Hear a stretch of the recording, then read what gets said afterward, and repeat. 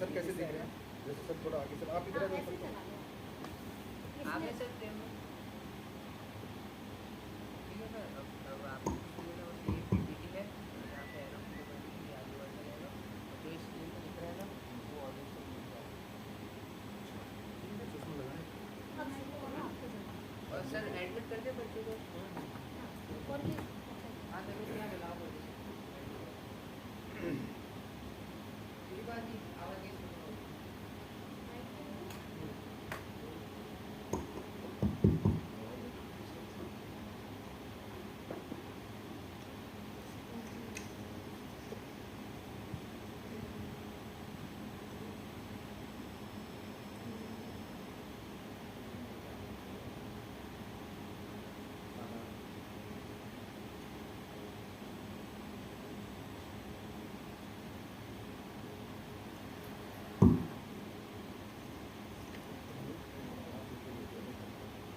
Mute है ना, it's mute है, म्यूट है यहाँ पे।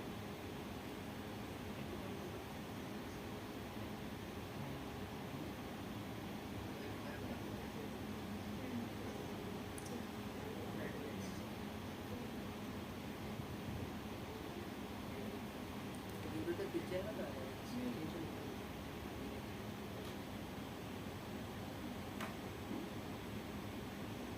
I hope everyone has joined the meeting.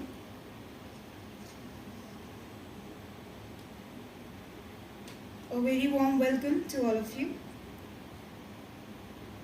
Let me start with the quote. Do not wait until the conditions are perfect to begin. Beginning makes the conditions perfect. Namaskar and a very good evening to our respected principal, Professor Dr. Gaurav Kataria sir, Principal of SSJ Subodh Law College. Our keynote speaker for the day, Mr. Pavan Kumar Bhardwaj, a distinguished speaker on laws, insurance and finance, retired as Principal of the Divisional Training Center, LIC of India, after 39 years of service in various roles across IT, administration, marketing, training, and managing legal matters in courts and consumer forums. We welcome you, sir. I, Tanu Agrawal, a proud student of this esteemed institution, welcome you all to this online webinar on job opportunities in the law field organized by SS Jain Subodh Law College. Now, I request our Honorable Principal, Professor Dr. Gaurav Kataria sir, to welcome our guest, Mr. Pavan Kumar Bhardwaj, and to address the gathering. Thank you, Tanu. Am I audible?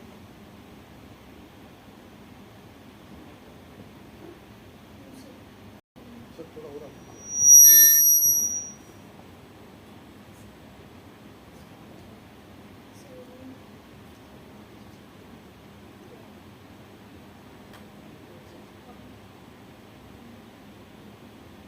Audible?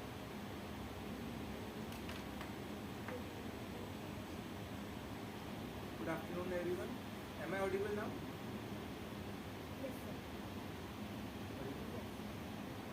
So, respected Pawan Kumar ji, sir, our keynote speaker today, Dinesh Kumar ji Meena, sir, and Lavina Mathur madam, placement coordinator of SSJ Subodh Law College. Very warm welcome to all of you, and today's this webinar on job opportunities in law field. So it's really interesting subject on which students keep asking questions like what are the opportunities available, how we can get jobs in the legal market, what type of jobs are available. There are a number of questions we have been asked by the students, and we are honored to have sir to just let us know about the market availability of law students, how we can make our students market ready, what type of skills they are required to be updated, what type of knowledge they should gain during their studies so that they can get easily job after completing their education. तो आज जितने भी हमारे attendees हैं more than 80, and after that it will be online and will be available on YouTube and Insta and other social media platforms. so that everyone will be benefited, those who are completing this law course, graduation, whether it is BA LLB, LLB, GB LLB, or in fact those who are pursuing LLM. So first of all, just a common question from the law students that is being asked is, sir, हमारा graduation हो गया है. Day before yesterday we had graduation party on which the students had valedictory farewell party and they enjoyed a lot. But after that they were keep asking, sir, इसकी बात क्या करें अब, whether we should go for LLM या फिर हम लोग practice शुरू करते हैं या फिर कुछ टाइम स्टॉप करके इसको हम जुडिशरी की प्रिपरेशन शुरू कर दें और या फिर कहीं कॉर्पोरेट कंपनी में एज ए लीगल एक्सपर्ट या लीगल मैनेजर ज्वाइन कर लें. तो अब it's up to you, like there are ample of opportunities.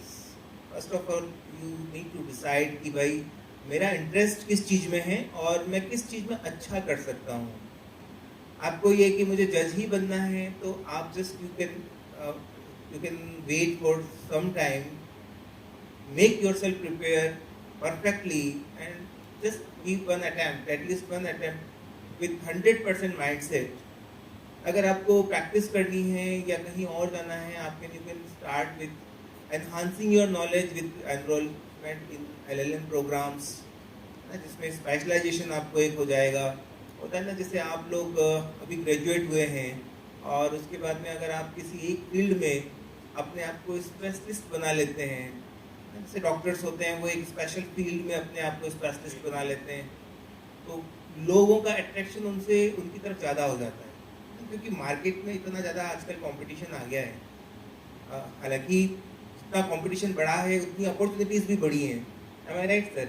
इतनी अपॉर्चुनिटीज़ भी बढ़ी हैं मार्केट में, लेकिन उस कंपटीशन में आप अपने आप को एकदम से ऊपर लाके, मतलब सबसे जो आपके एट पार हैं उनसे अलग कैसे दिखा सकते हैं. तो उसके लिए एक अच्छा तरीका तो ये लगता है मुझे कि आप लोग एक स्पेसिफिक फील्ड पकड़ के उसमें अपने आप को एक्सपर्ट बना लें. और उसका एक तरीका ये भी है कि आप LLM किसी स्पेसिफिक फील्ड में कर लें. जैसे आपको एक कॉर्पोरेट लॉयर बनना है, एक अच्छी जॉब, हैंडसम सैलरी, एक लग्जरी लाइफ, ये आपका ड्रीम है. आपको नहीं लगता है कि मैं कोर्ट में जाके बैठूं, रादर मुझे एक कॉर्पोरेट जॉब करना है. तो उसके लिए आप कॉर्पोरेट फील्ड में अपने आप को एक्सपर्टीज़ करें. आप LLM कर लें कॉर्पोरेट में, उससे रिलेटेड जितने जैसे आपके सब्जेक्ट्स हैं, आपका कॉन्ट्रैक्ट लॉ हो गया, कंपनी लॉ हो गया, बिजनेस लॉ हो गया, इन सब में अपने आप को एक्सपर्ट बनाएं. अगर आपको कहीं प्रैक्टिस करनी है, फिर आपको क्रिमिनल लॉ में अगर करनी है तो आप क्रिमिनल लॉ में LLM करें, अपने आप को उस फील्ड का मास्टर बनाएं. क्योंकि अभी क्रिमिनल लॉज चेंज हो गए हैं, तो जो पुराना रिडेंडेंट लॉ है वो अब तो यूज़फुल रहा नहीं है. तो अब जो लोग अपने आप को नए लॉज में एक्सपर्ट कर लेंगे तो उनके लिए एक डिफरेंट अपॉर्चुनिटी है. मतलब आप लोगों के लिए एक डिफरेंट वर्ल्ड खुल जाएगा जहाँ पे आप लोग एंटर कर पाओगे और बहुत अच्छे से अपने आप को दूसरों के मुकाबले में एक अच्छे लेवल पे ले जा पाओगे.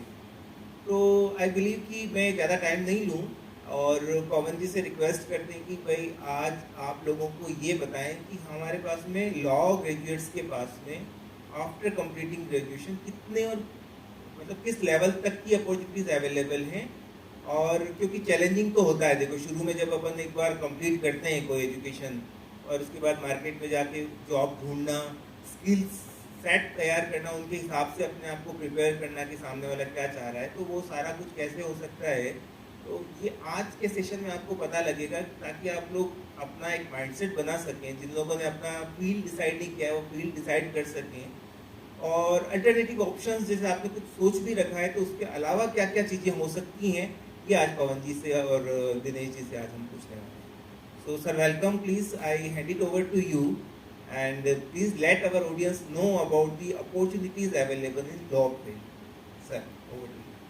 Thank you, madam, very much. Thank you for my introduction and thank you for my welcome also.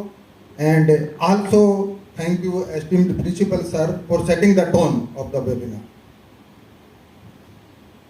सबसे पहले तो I congratulate the participants law degree होना अपने आप में कम बात नहीं होती है। आप सब ने एक प्रोफेशनल डिग्री हासिल की है, और जो आपको अन्य जो भी आपके साथ बचपन में आपके साथी रहे हैं, आपके साथ पढ़े हैं, उनसे आपने एक एक्स्ट्रा और अलग फील्ड को चुना है और उस फील्ड में आपने सफलता हासिल कर ली है।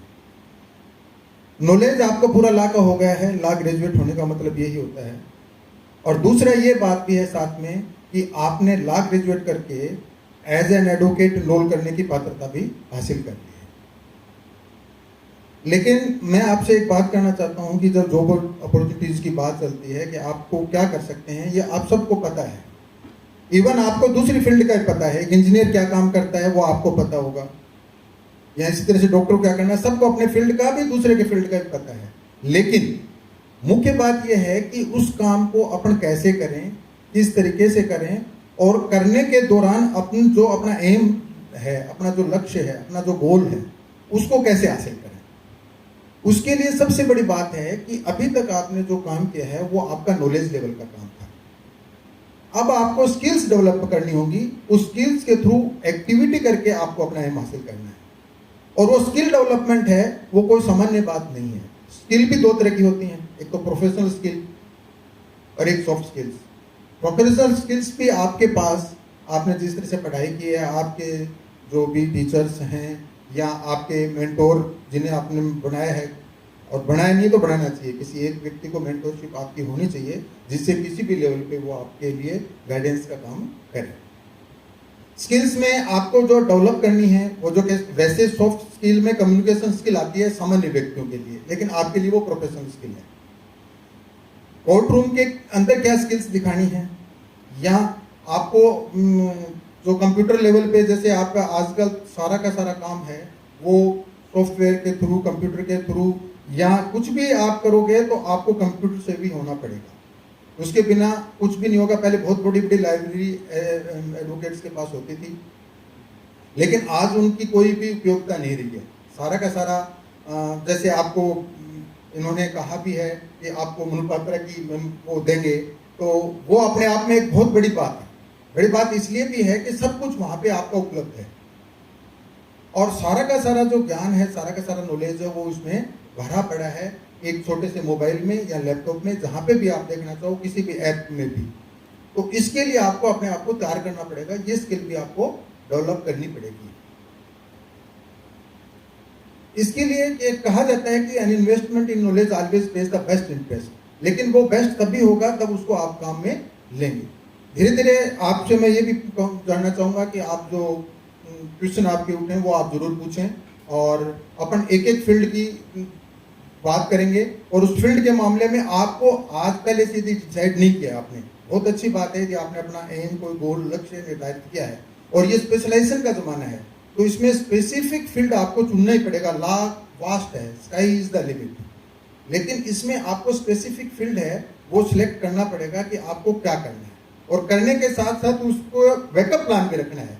If it fails then what, कि अपन ये नहीं कर पाए तो क्या करेंगे, क्योंकि आप जुडिशरी में जाना चाहते हो, जरूरी नहीं सबको मिल जाए, तो वो नहीं कर पाए तो उसके बाद में बैकअप प्लान आपके पास होना चाहिए। और बैकअप प्लान में सबसे बढ़िया आपकी एजुकेशन काम आती है, क्योंकि विद्या है, अपने शास्त्रों में लिखा है, प्रदेश में धन है वो विद्या ही होती है ना। तो वो सीखना और उसको अपने काम में लेना, और किस तरह से उससे अपना टारगेट अचीव करना, ये आप पे है।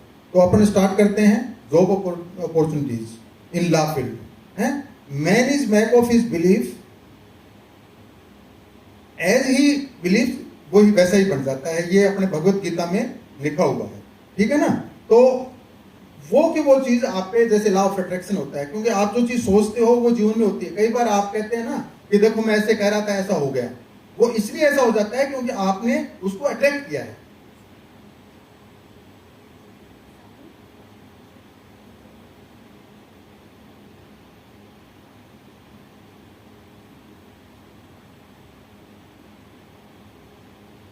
तो अपन स्टार्ट करते हैं। सबसे पहले थोड़ा ओवरव्यू मैं आपको बता दूं कि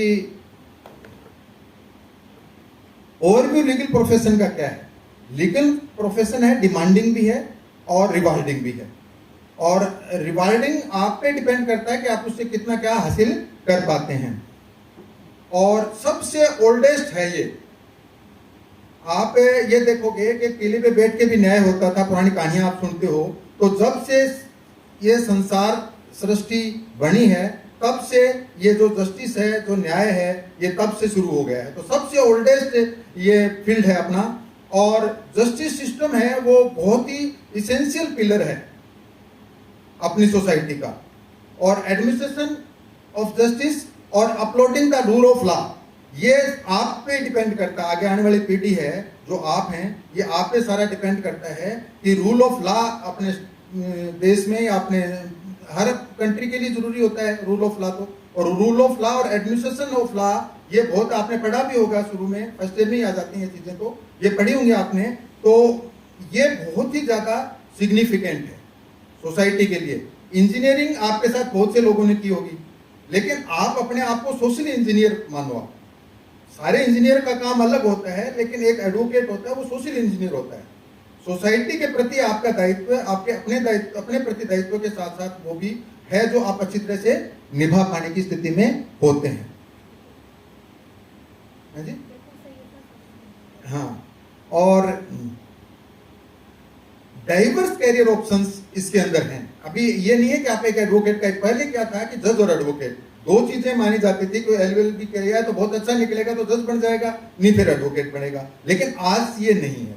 आज आप एडवोकेट बनने के साथ साथ बहुत से एडवोकेसी में भी बहुत से फील्ड हैं, और जज का फील्ड तो है ही है। और आजकल इतना डाइवर्स होने के साथ साथ ग्रोथ इतनी ज्यादा है कि आज कोई 30 साल तक का व्यक्ति भी यदि जुडिशियल सर्विस में, स्टेट जुडिशरी में आता है तो हाईकोर्ट तक जा सकता है, हाईकोर्ट जज तक जा सकता है। मेरे साथ 32 ईयर्स से पहले मैंने एलएलबी की थी। मेरे साथ जो पढ़ने वाले तो हाईकोर्ट में जज हैं वो तो खैर 32 ईयर्स का स्पान बहुत बड़ा होता है। लेकिन आप भी यदि 30 ईयर्स तक का, कोई 25 साल का, वो तो 100% जाएगा। 30 ईयर्स तक का वो कोई भी एलएलबी है, अभी वो जुडिशरी में जाता है तो वो हाई कोर्ट के जज तक जा सकता है आराम से। और पहले जो अपॉर्चुनिटीज मिलती थी अपने को, वो अपने एरिया में मिलती थी, अपने तहसील से बाहर या जिले से बाहर नहीं जाते थे कोई भी ला करके। अब ग्लोबल अपॉर्चुनिटीज अपने लिए हैं, ये एक नया ट्रेंड है। और अर्निंग पहले भी ज्यादा थी, लेकिन अब ज्यादा अर्निंग धीरे धीरे इस पैसे में ज्यादा बढ़ रही है। लेकिन इसमें वही लोग ज्यादा कमा पाते हैं वो जो लोग हाई लीगल टेक्नोलॉजी में माहिर हैं, offering new career pillars for tech service. जो भी टेक्निकल या कंप्यूटर से भी जो लोग हैं वो ज्यादा आगे बढ़ पाते हैं, क्योंकि पहले सारा का सारा काम था ना अपना, वो हार्ड वर्क से जुड़ा हुआ था। लेकिन आप क्या है, अब स्मार्ट वर्क का जमाना है। हार्ड वर्क वाला बेचारा रह जाएगा, वो कितना हार्ड वर्क करे, चाहे एक अंगुली दबा के, एक अंगुली से एंटर मार के वो चीज निकाल लेगा जो एक पूरे दिन में जिसको मतलब वो चीज मिल भी नहीं पाती। तो कहने का मतलब ये है कि स्मार्ट वर्क आपको करना है आगे आने वाले टाइम में। हार्ड वर्क भी करें, लेकिन हार्ड वर्क का मतलब ये नहीं कि जो काम स्मार्ट तरीके से हो सकता है उसको तो स्मार्ट तरीके से करना है, जिससे आपका समय भी बचेगा और आपका पैसा भी बचेगा। ठीक है ना। और उसके बाद में डिमांड तो इंक्रीज लगातार हो रही है, और अल्टरनेटिव कैरियर के बहुत ऑप्शन आए हैं। ये एक नया ट्रेंड है कि अल्टरनेटिव कैरियर के बहुत सारे ऑप्शंस हैं। इवन ये हो गया है कि जैसे आप किसी शुरू में जुड़ गए किसी प्रोफेशन से कि मैं यहाँ पे एडवोकेसी कर रहा हूँ या मैं कॉर्पोरेट में लीगल कंसल्टेंट हूँ, लेकिन आपका आगे जरूरी नहीं है कि 2-3 साल बाद बाहर के एमएनसी आती है वो आपको ले लेते हैं। फिर एमएनसी से आप खुद का एंटरप्रेन्योर खुद का बना लेते हो, खुद की लॉ फर्म बना लेते हो। इस तरह से अल्टरनेटिव बहुत ज्यादा हो गए हैं इस करियर में, और एडवांसमेंट के ग्रोथ के बहुत ज्यादा चांसेस हैं। लेकिन ये सब चीजें होने के बाद एक जो चीज हर क्षेत्र में जो ग्रोइंग होता है उसमें चैलेंजेस और रिस्पॉन्सिबिलिटीज बहुत होती हैं। चैलेंजेस देखो, पुराने चैलेंजेस भी हैं और नए नए उभर के भी आ रहे हैं। पुराने चैलेंजेस तो क्या था कि लेट आवर्स तक आप वकील को बहुत काम करना पड़ता है। पहले दिन में तो केस करो और रात को केस की तैयारी करो। इसी तरह से जज के लिए, जुडिशरी के लिए भी वही है कि आप दिन में तो मान लो जजमेंट देने हैं और करने हैं, केस की फाइल घर पे ले जाएं, केस का फोटो, तो लेट नाइट तक आपको इसमें टाइम बहुत ज्यादा, शुरू में तो बहुत ही ज्यादा टाइम इसमें देना पड़ता है। दूसरा चैलेंज ये है कि नए एडवोकेट जैसे आप इंटर होगे, शुरू में थोड़ा सा अर्निंग की प्रॉब्लम आती है। लेकिन उसके लिए अपने को क्या करना है, कुछ मैंने अभी आगे मैं आपको बताऊंगा कि कुछ इस तरह की चीज़ों के साथ साथ आप कर सकते हैं तो जिससे आप अपना खर्चा भी निकाल सकते हैं। और दूसरा उसमें ये सबसे बड़ी समस्या होती है कि जिस दिन आप कोर्ट जाते हैं पहले दिन, उसी दिन आपके परिवार के सदस्यों की ये एक्सपेक्टेशन हो जाती है कि वो शाम को कुछ कमा के लाएगा, और यदि वो ऐसा नहीं होता है तो फिर थोड़ी दिक्कत आती है ना। अपने को इल फील होता है, लेकिन ऐसा नहीं करना है। और उसका एक अल्टरनेट ये भी है कि आप LLM में एडमिशन ले लो और उधर साथ में प्रैक्टिस करते रहो, तो बताने को ये है कि मैं पढ़ रहा हूँ, LLM कर रहा हूँ, और साथ साथ में अर्निंग के प्रोसेस भी चलते रहेंगे, क्यों, ठीक है ना। और दूसरी बात यह है कि पहले लोगों सबकी गलतफहमी थी पार्टिसिपेंट्स को मैं और अच्छी तरह से क्लियर करना चाहता हूँ कि ये 2009 में बार काउंसिल ऑफ इंडिया ने डिसाइड कर दिया था कि कोई भी एडवोकेट बार काउंसिल में जो रजिस्टर्ड है वो साथ में LLM कर सकता है। 2009 में ये केस आया था, 2010 में ऑर्डर भी पारित कर दिए थे बार काउंसिल ने, नोटिफिकेशन आप देख सकते हो, तो कहीं कोई प्रॉब्लम नहीं है। ये गलतफहमी है बहुत से में कि मैं LLM करूंगा तो साथ में कर पाऊंगा कि नहीं कर पाऊंगा। इसके लिए आपको ये प्रेफरेंस देनी चाहिए थोड़ा सा कि आप जहाँ पे आपने एनरोल्ड हैं, जिस बार एसोसिएशन के साथ आप काम करना चाहते हैं, LLM प्रेफरेबली वही करें। तो उससे क्या होगा कि आपके दोनों चीज़ें साथ साथ भी चलती रहेंगी। नहीं तो क्या होता है कि भाई आपके दूसरी जगह से आपने तो NLU में एडमिशन ले लिया और आप बार काउंसिल में कहीं रजिस्टर्ड हो, तो वो चीज़ इतना फिर तो एक ही घोड़े की सवारी करनी पड़ेगी, फिर आप दोनों पे नहीं जा सकते। लेकिन लोकल लेवल पे दोनों चीज़ें चल जाती हैं। लेट, क्योंकि ये अपना काम इस तरह का है कि अपन लेट तक भी काम कर सकते हैं। और कई बार तो इतना ज़्यादा शुरू में एडवोकेसी में क्या होता है कि आपके कंफ्यूजन बहुत होते हैं, आपके बहुत चीज़ें आपको पूछनी होती हैं। तो LLM करते हो तो आप अपने टीचर से ये चीज़ कंसल्ट भी कर सकते हो, पूछ भी सकते हो सकता है वहाँ पे आपको इस तरह की कोई गाइडेंस देने वाला नहीं हो, लेकिन साथ में LLM कर रहे हो आप, तो ये चीज़ें एक बेनिफिशियल अलग से आपके साथ रहती है।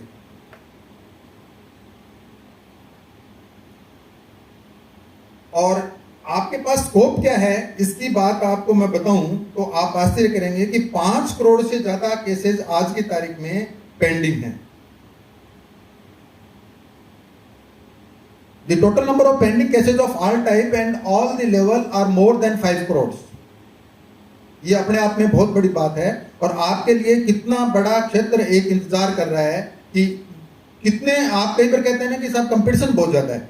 एक मैंने एनालिसिस किया है, कंपटीशन ज्यादा नहीं है, 20% एडवोकेट्स के पास 80% केसेस हैं और 80% एडवोकेट्स के पास 20% केसेस। इम्बैलेंसिंग है, लेकिन इम्बैलेंसिंग अब आने वाली पीढ़ी नहीं होने देगी। क्यों नहीं होने देगी? उसका रीजन ये है कि अभी तक कोर्ट के जो केसेस होते थे उसमें 5-7 मैक्सिमम 10 एडवोकेट्स का कंट्रोल रहता था, उन फैमिलीज का कंट्रोल रहता था, वही आ जाते थे, वही आ गए। लेकिन अब ये नहीं रहा, धीरे धीरे इसको मतलब बहुत ज्यादा फर्क पड़ गया है अब। और नए एडवोकेट्स जो अब आ रहे हैं, मैं तो रिक्वेस्ट करूंगा प्रिंसिपल सर से कि 2-3 साल की जो एडवोकेट की प्रैक्टिस करके रोल मॉडल जो एडवोकेट्स बने हैं उनका भी किसी दिन यहाँ पे बुला के, और उन्हें भी जिससे पता लगे उनको कि उनको पता लगना चाहिए ना कि अब नए एडवोकेट जो 2-3 साल के बाद भी जिनके पास मोर देन 100 केसेस हैं, जिन्होंने केसेस जीते भी हैं और जो प्रोमिनेंट वकील उनकी उसमें आ गए हैं, तो एक रोल मॉडल भी हैं वो एक तरह से। इस तरह के बहुत से वकील हैं, मैं मिलता हूँ, और चूंकि मेरा कोई ज़्यादा इंटरेस्ट, रिटायर्ड हूँ तो इससे ज़्यादा इंटरेस्ट है नहीं, तो वो बिना कंपटीशन नहीं समझते मेरे से, तो मेरे से राय भी लेते हैं और मुझे अपनी बात बताते भी हैं कि साहब लोकल एडवोकेट से कई बार प्रॉब्लम आती है, क्योंकि कंपटीशन है ना इस क्षेत्र में। सबसे पहले चैलेंजिंग ये भी है कि इसमें कंपटीशन बहुत ज़्यादा है। India has a vast pool of advocates registered to practice in various courts, which is regulated by the Bar Council of India. The estimated number of advocates registered in India is कितने हैं ये? 18 लाख के लगभग। कोई ज्यादा नहीं, आपको 18 लाख ज्यादा लगते हैं, मुझे ज्यादा नहीं लगते। मैंने आंकड़े कंपेयर किए, 15 लाख डॉक्टर हैं, 18 लाख वकील हैं। डॉक्टर का क्या होता है कि डॉक्टर में 100% रजिस्ट्रेशन हो जाता है उनकी मेडिकल काउंसिल में, अपना 100% नहीं हो पाता है, क्योंकि कई, जैसे मैं था, मैं रिटायरमेंट के बाद में मैं बार काउंसिल में रजिस्ट्रेशन कराया है, मैं लॉ ग्रेजुएट 30 साल पहले का हूँ, क्योंकि वो नौकरी के साथ कर नहीं सकते और डॉक्टर में ही रहता। लेकिन एक बात मैं आपको बताऊं कि नेचर ऑफ जो वर्क है उसमें कितना फर्क है। एक बीमार व्यक्ति 5 दिन में, 10 दिन में, 15 दिन में ठीक हो जाता है, लेकिन एक केस तो सालों चलता है। पॉसिबिलिटी आप इस तरह से देखिए, पीढ़ियां नहीं, सिविल केसेस में तो पीढ़ियां निकल जाती हैं। तो कहने का मतलब ये है कि उसमें अपने यहाँ अपॉर्चुनिटीज थोड़ी ज्यादा है, लॉ के क्षेत्र में ज्यादा है। काम करने वाला चाहिए, काम करेंगे तो अपने को बहुत ज्यादा उसमें मिलेगा। लेकिन अब मैंने जो नए एडवोकेट हैं या जो न्यूली ग्रेजुएट हैं, उनसे कई बार मैंने बात करने का मौका मिल जाता है, तो वो मुझे बताते तो हैं कि साहब मैं ये करना चाहता हूँ, मैं ये करना चाहता हूँ। लेकिन मैं जब उनसे पूछ रहा हूँ जो आप करना चाहते हो उसके लिए आपने प्रयास क्या किए, तो मुझे उनकी बातें मतलब जब सुनता हूँ, रिप्लाई सुनता हूँ, तो प्रयास में फिर मेरे को नहीं लगता उन्होंने कुछ प्रयास किए। ये देखो बहुत अच्छी बात है कि आपको प्रयास तो करने पड़ेंगे। किसी व्यक्ति का जजमेंट आप कर लेना, कोई व्यक्ति कितना किस चीज के प्रति सीरियस है, आप उसको पूछिए कि आपने इस काम को करने के लिए क्या प्रयास किए। यदि वो प्रयास आपको बताए, आप सेटिस्फाइड हैं कि हाँ प्रयास इसने खूब किए हैं, तो वो जरूर न जरूर कुछ न कुछ अचीव करेगा। और एक बहुत बड़ा प्रिंसिपल है कि आप जीवन में ऐसा कोई काम करना चाहते हैं जो आपने आज तक नहीं किया, तो आपको ऐसे प्रयास करने पड़ेंगे जो आज तक नहीं किए, तभी आपको वो चीज हासिल होगी। ऐसे नहीं, इजी कुछ भी नहीं है जीवन में। और एक और बात है कि वकालत की बात छोड़ दीजिए, कोई भी काम आप करेंगे आपको अनुकूल परिस्थिति नहीं मिलेंगी, प्रतिकूल परिस्थितियों में ही काम करना पड़ेगा। आप कभी कहोगे कि आप बरसात आ रही है, आज मैं कोर्ट नहीं जाऊं, या आज गर्मी ज्यादा है, सर्दी ज्यादा है, इस तरह से नहीं होता है। आपको कैसी भी स्थिति में येन केन प्रकारेण आपको रिजल्ट हासिल करना है। नहीं करेंगे तो फिर क्या होगा कि ये कंपटीशन का मार्केट है, इसमें फिर आप थोड़ा सा भी पीछे खिसके तो आपसे आगे आने वाले बहुत से लोग आपका इंतजार करने के लिए तैयार बैठे हैं, ठीक है ना। फ्यूचर प्रोस्पेक्ट्स हैं वो बहुत ब्राइट हैं। Due to growing scope of litigation, corporate law, legal tech, ADR जो नया चल रहा है अभी, अल्टरनेट डिस्प्यूट रिजोल्यूशन का जो है, उसमें क्या है कि कोर्टों में इतने ज्यादा, जैसे मैंने बताया आपको कि कितने ज्यादा केस पेंडिंग है, तो उसके लिए अल्टरनेट व्यवस्था कोर्ट ने बहुत ज्यादा की है। मतलब गवर्नमेंट ऑफ इंडिया के लॉ डिपार्टमेंट ने बहुत ज्यादा उसके लिए प्रयास किए हैं, अल्टरनेट व्यवस्था रहे। तो इसके लिए जैसे हर इंस्टीट्यूशन में ओम्बड्समैन बना दिए, जिसके बारे में मैं आपको बताऊंगा। अलग से ट्रिब्यूनल हर एक के बने हुए जिसमें ज्यादा शिकायतें आती हैं। इसी तरह से जिस लाइन की ज्यादा कंप्लेंट्स जैसे आती थी, जैसे कंज्यूमर फोरम, डिस्ट्रिक्ट लेवल पे भी 3 टायर सिस्टम कर दिया, डिस्ट्रिक्ट लेवल पे, स्टेट लेवल पे, फिर नेशनल लेवल पे। इसी तरह से फैमिली कोर्ट, फैमिली डिस्प्यूट्स के लिए अलग से बना दिए। तो कहने का मतलब है, और इन सब में भी केसेस कम से कम आए हैं, तो अल्टरनेट डिस्प्यूट के को रिजोल्यूशन के लिए लोक अदालतें हैं, परमानेंट लोक अदालत है। परमानेंट लोक अदालत को सारे पावर्स भी उनको दे रखे हैं सिविल कोर्ट के। तो ये सारी चीजें हैं। तो आपके लिए आने वाले टाइम में इसमें जैसे प्रो बानो है या लीगल सर्विसेज अथॉरिटी है, वो नए वकीलों को और फीस देती है, कुछ उनकी डिसाइडेड फीस है, हो सकता है वो कम हो, लेकिन शुरू के काम के लिए बेटर है वो देके नए वकीलों को वो अपने पैनल में भी रखते हैं।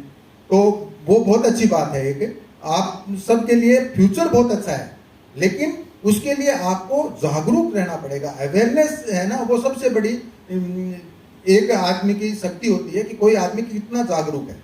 जागरूकता ही व्यक्ति को सफल बनाती है। तो आपको जागरूक रहना है इस फील्ड में। और जागरूकता के लिए क्या करना है आपको, कि आपको कुछ जो वेबसाइट्स हैं, देखो आज जमाना ऐसे नहीं है कि आप कहीं लाइब्रेरी में जाके पढ़ोगे या कहीं और न्यूज़पेपर में आएगा, नहीं। आपको कुछ वेबसाइट्स हैं उनको पीरियोडिकली चेक करना पड़ेगा। आपके जैसे जब तक रोजगार नहीं मिले तो आपके जो एम्प्लॉयमेंट की कुछ हैं एप्स भी हैं, वेबसाइट्स भी हैं, वो तो देखनी है। लेकिन लाइफ टाइम आपको जो वेबसाइट देखनी है, Bar Council of India, Supreme Court of India, central government की law and justice department, state government का लॉ एंड जस्टिस डिपार्टमेंट, इस तरह की और आपसे जुड़ी हुई जो हैं, वो सारी की सारी वेबसाइट आपको पीरियडिकली चेक करनी चाहिए। आपको वहां ही मिलेगा जो नया मिलेगा वो। और इसके अलावा और आपके ऐप हैं, जैसे आपको के साथ भी जो दे रहे हैं वो, और उसके अलावा भी बहुत सारे ऐप हैं, उनके आपको एक्टिव उन पे रहना पड़ेगा। एक मैं आपको कुछ नए जो लॉ ग्रेजुएट्स हैं उनसे बातचीत करने का मौका मिला, तो एक दो चीजें मैंने पूछी। देखो कमजोरी मैं आपको बताना चाहता हूँ, कमजोरी क्या है आपकी। आपने आज से 5 साल पहले एडमिशन लिया है LLB में, और 5 साल के दौरान, उससे पहले के लिए मैं नहीं पूछ रहा, अच्छे नागरिकों को पता होना चाहिए, नहीं है, लेकिन आपने जिस तारीख को एडमिशन लिया उसके बाद से जितने भी बड़े फैसले सुप्रीम कोर्ट के आए, जितने भी नए कानून बढ़े, या जितने भी अमेंडमेंट लॉ में हुए, क्या वो आपको पता है? नहीं पता है। और पता होना इसलिए जरूरी है कि इसका मतलब आप में सजीवता नहीं है, आप लाइव नहीं है लॉ के साथ। ये जरूर आगे देखना पड़ेगा, ये जरूर आगे करना पड़ेगा। यदि आप आज अपने अपने सेक्टर में क्या हो रहा है ये अपने को नहीं पता है तो अपन बहुत पीछे चले जाएंगे, ठीक है ना। तो ये सब चीजें आपको पता होनी चाहिए कि पिछले साल क्या हुआ था, उससे पिछले मैंने फर्स्ट ईयर में एडमिशन लिया तब कौन कौन से अमेंडमेंट हुए थे, कौन से लॉ नहीं आए, कौन से लीडिंग जजमेंट हुए हैं, ये सब पता होना चाहिए। अभी तक नहीं किया कोई बात नहीं, लेकिन अब डे टू डे बेस पे ये चीज आपको करनी पड़ेगी यदि आप आगे फ्यूचर में सक्सेसफुल होना चाहते हो इस सेक्टर में, तो ये बहुत जरूरी है, ठीक है। कंपटीशन है ना वो तो बहुत ही ज्यादा आगे भी रहने वाला है और रहेगा भी। इसके लिए आपको स्पेशलाइजेशन किसी एक चीज का लेके चलना ही पड़ेगा, और स्पेशलाइजेशन आपके हायर एजुकेशन से आएगा या आपके कोई ट्रेनिंग इस तरह की कोई सेमिनार्स वर्कशॉप जो भी होती रहती है उसमें एक्टिव पार्टिसिपेशन आपका होगा। आपने आज देखो, I appreciate for your time and interest आज आप दे रहे हैं वो, क्योंकि ऐसे जो जागरूक रहते हैं वही आगे बढ़ते हैं। आज जो पार्टिसिपेट नहीं कर रहे हैं वो उस चीज से वंचित हो जाएंगे जो आज आपको बताई जा रही है। तो कहने का मतलब है जो एक्टिव है, जो जागरूक है, वो ही आगे बढ़ेगा, क्योंकि यही चीज आपको औरों से डिफरेंट करती है, औरों से डिफरेंट इस क्षेत्र में भी। और लाइफ का कोई भी साइकिल हो, लाइफ का कोई भी बात हो, उसमें यदि कोई जागरूक है, आपके पड़ोस में क्या हो रहा है, घर से आप चल के कोर्ट तक जाते हैं या घर से आप चल के कॉलेज तक जाते हैं, रास्ते में क्या हो रहा था कईयों को पूछ ले तो किसी को पता ही नहीं होता क्या हो रहा था, और कईयों को सारी चीजें पता होती हैं, कईयों को फोटोग्राफिक मेमोरी होती है रास्ते में क्या हुआ। इन सब चीजों को आगे जागरूक करना बहुत जरूरी है, क्योंकि आपके कंपटीशन ऐसे व्यक्तियों के साथ होगा जो इस मामले में बहुत ही आपसे, यदि आपने थोड़ा सा भी शिथिलता बरत ली तो आप दिक्कत में आ सकते हैं। करियर इन लिटिगेशन, देखो सबसे पहला करियर अपना क्या है, लिटिगेशन का। लिटिगेशन में सबसे ज्यादा लोग जाते हैं। अब धीरे धीरे क्या है, शुरू में लोग 2-3 साल का एक्सपीरियंस लेके दूसरे कामों में भी चले जाते हैं, दूसरे व्यवसाय में भी चले जाते हैं। लेकिन लिटिगेशन में एक आम धारणा यह है कि एलएलबी कर लिया वो जाएगा ही जाएगा, और ज्यादातर शुरू में जाते ही हैं, फिर क्या तैयारी करते हैं तो इधर मान लो जुडिशरी में भी नंबर आ गया या और गवर्नमेंट जॉब्स में भी आ गए, लॉ फर्म में भी आ गए, लेकिन एक बार अपनों को लिटिगेशन में जाना होता है। तो इसलिए लिटिगेशन सबसे पहले मैंने लिया है कि as a litigation advocate you can represent clients in court on civil और क्रिमिनल केसेस, या किसी भी तरह केसेस हो सकते हैं वो। This is one of the most direct way to practise law. This role requires extensive knowledge and specialised skill in various areas of law. जिस क्षेत्र का वो आप करना चाहते हैं उसके अंदर आपको महारत हासिल होनी चाहिए। स्पेशलाइजेशन सिविल, क्रिमिनल, कॉर्पोरेट और फैमिली लॉ में हो सकती है, किसी भी क्षेत्र में हो सकती है, और शुरू में आपको एक सीनियर एडवोकेट के साथ भी काम करना पड़ सकता है। तो यहाँ करना ही होता है ज्यादातर। यदि आपका फैमिली का कोई पहले से बैकग्राउंड नहीं है इसका एडवोकेसी का, तो आपको किसी न किसी सीनियर एडवोकेट के थ्रू उसका सिलेक्शन भी एक अपने आप में बहुत बड़ी बात होती है, क्योंकि जिस अच्छे व्यक्ति के साथ, जिस व्यक्ति को आप मेंटरशिप के साथ जिसके साथ जुड़ रहे हैं, तो ये बहुत अच्छी बात है। और मैं तो ये मानता हूं कि लीगल प्रोफेशन के में, लिटिगेशन में सबसे अच्छा दिन वो होगा जिस दिन प्रोमिनेंट एडवोकेट आगे और प्रिंसिपल सर को ये कहेंगे कि सर आपके 5-6 लाख ग्रेजुएट अच्छे हैं तो मुझे हमें बताइए, या 2 लाख ग्रेजुएट अच्छे हैं तो हमें बताइए। लॉ फर्म्स को आने लग गई, मैं मानता हूँ उसमें कहीं कोई दिक्कत नहीं है, लेकिन जिस दिन प्रोमिनेंट एडवोकेट भी आने लग गए कि साहब कोई बढ़िया आपका लॉ का कोई है तो मुझे बताना, मैं अच्छा उसको स्टाइपेंड या जो भी देना है वो पार्टिसिपेशन किसी भी तरह से हो सकता है तो वो करेंगे, तो वो सबसे अच्छा दिन लीगल प्रोफेशन में होगा मैं मानता हूँ। और वो दिन दूर नहीं है, वो आने वाला है, कई जगह पे आ भी गया है। हो सकता है प्रिंसिपल साहब के पास कोई आते भी हों। हाँ। और कोर्ट ऑफ प्रैक्टिस है ना, ये आप तालुका लेवल से, आप ये नहीं है कि आप हाई कोर्ट से शुरू करें, सुप्रीम कोर्ट में जाएं, शुरू में वो नहीं हो पाता। शुरू में तालुका लेवल पे भी, छोटे लेवल पे करना पड़ता है, छोटे स्तर पे भी करना पड़ता है। बड़ा स्तर इसमें जरूरी नहीं है कि आप अपनाएं, और चैलेंजेस तो हैं ही, चैलेंजेस से पार पाना यही अपने आप में बहुत बड़ी बात है। आदमी में क्या होता है कि आप में खुद में असीम अपार संभावनाएं हैं, लेकिन उसका पता आपको होना चाहिए और उसका पूरा प्रॉपर उपयोग आपको होना चाहिए। कई बार अपने को नहीं होता, आपको भी नहीं होता।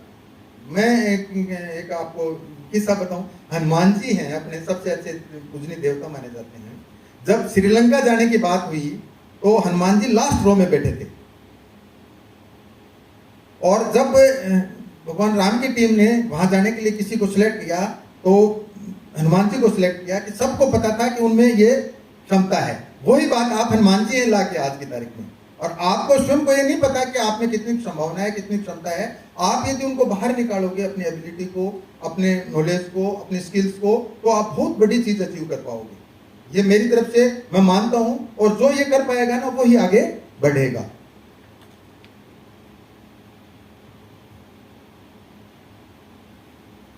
ये न्यू एडवोकेट्स का मतलब मेरा है फर्स्ट जनरेशन एडवोकेट, जो जिनके परिवार में पहले से पृष्ठभूमि नहीं है, पहले से कोई इतिहास नहीं है, ऑलरेडी वो हैं। इसमें एक तो सबसे बढ़िया काम क्या होता है कि ओथ कमिश्नर का, नए एडवोकेट के आप थोड़ा सा इस संपर्क में रहे, बार एसोसिएशन के भी और जजेस के भी, तो वो क्या है नए एडवोकेट्स को ओथ कमिश्नर बनाते हैं। तो शुरू में उनको थोड़ा सा काम वाम मिल जाए तो ओथ कमिश्नर में अटेस्ट करने का और का काम उनके द्वारा मिल जाता है, केस ड्राफ्टिंग का। और आप कभी भी किसी काम को छोटा मत मानना। छोटे से देखो, ये छोटा जैसे आरटीआई की किसी की एप्लीकेशन लगा दी, कहीं कोई मैरिज सर्टिफिकेट बनवा दिया, या किसी की कोई दिक्कत होगी छोटा कोर्ट से कोई काम करवा दिया, ये स्टेपिंग स्टोन है आपके लाइफ के। इनको चढ़ चढ़ के इनसे आप आगे बढ़ोगे। अभी आपने क्या किया है कि लॉ ग्रेजुएट होके आपने लगभग सारी सीढ़ियां आप पार कर ली। अब लास्ट सीढ़ी कैरियर की आपकी जो बची है ना, उसको बहुत सावधानी से, बहुत ही ज्यादा मेहनत के साथ आपको पाना है। और इसके लिए आपको मेहनत देखो करनी पड़ेगी, और मेहनत के साथ साथ आपको स्किल डेवलपमेंट ज्यादा है। हार्ड वर्क की बजाय मैंने आपको बताया ना कि स्मार्ट वर्क का जमाना है, तो आपको स्किल डेवलपमेंट है वो ज्यादा जरूरी है।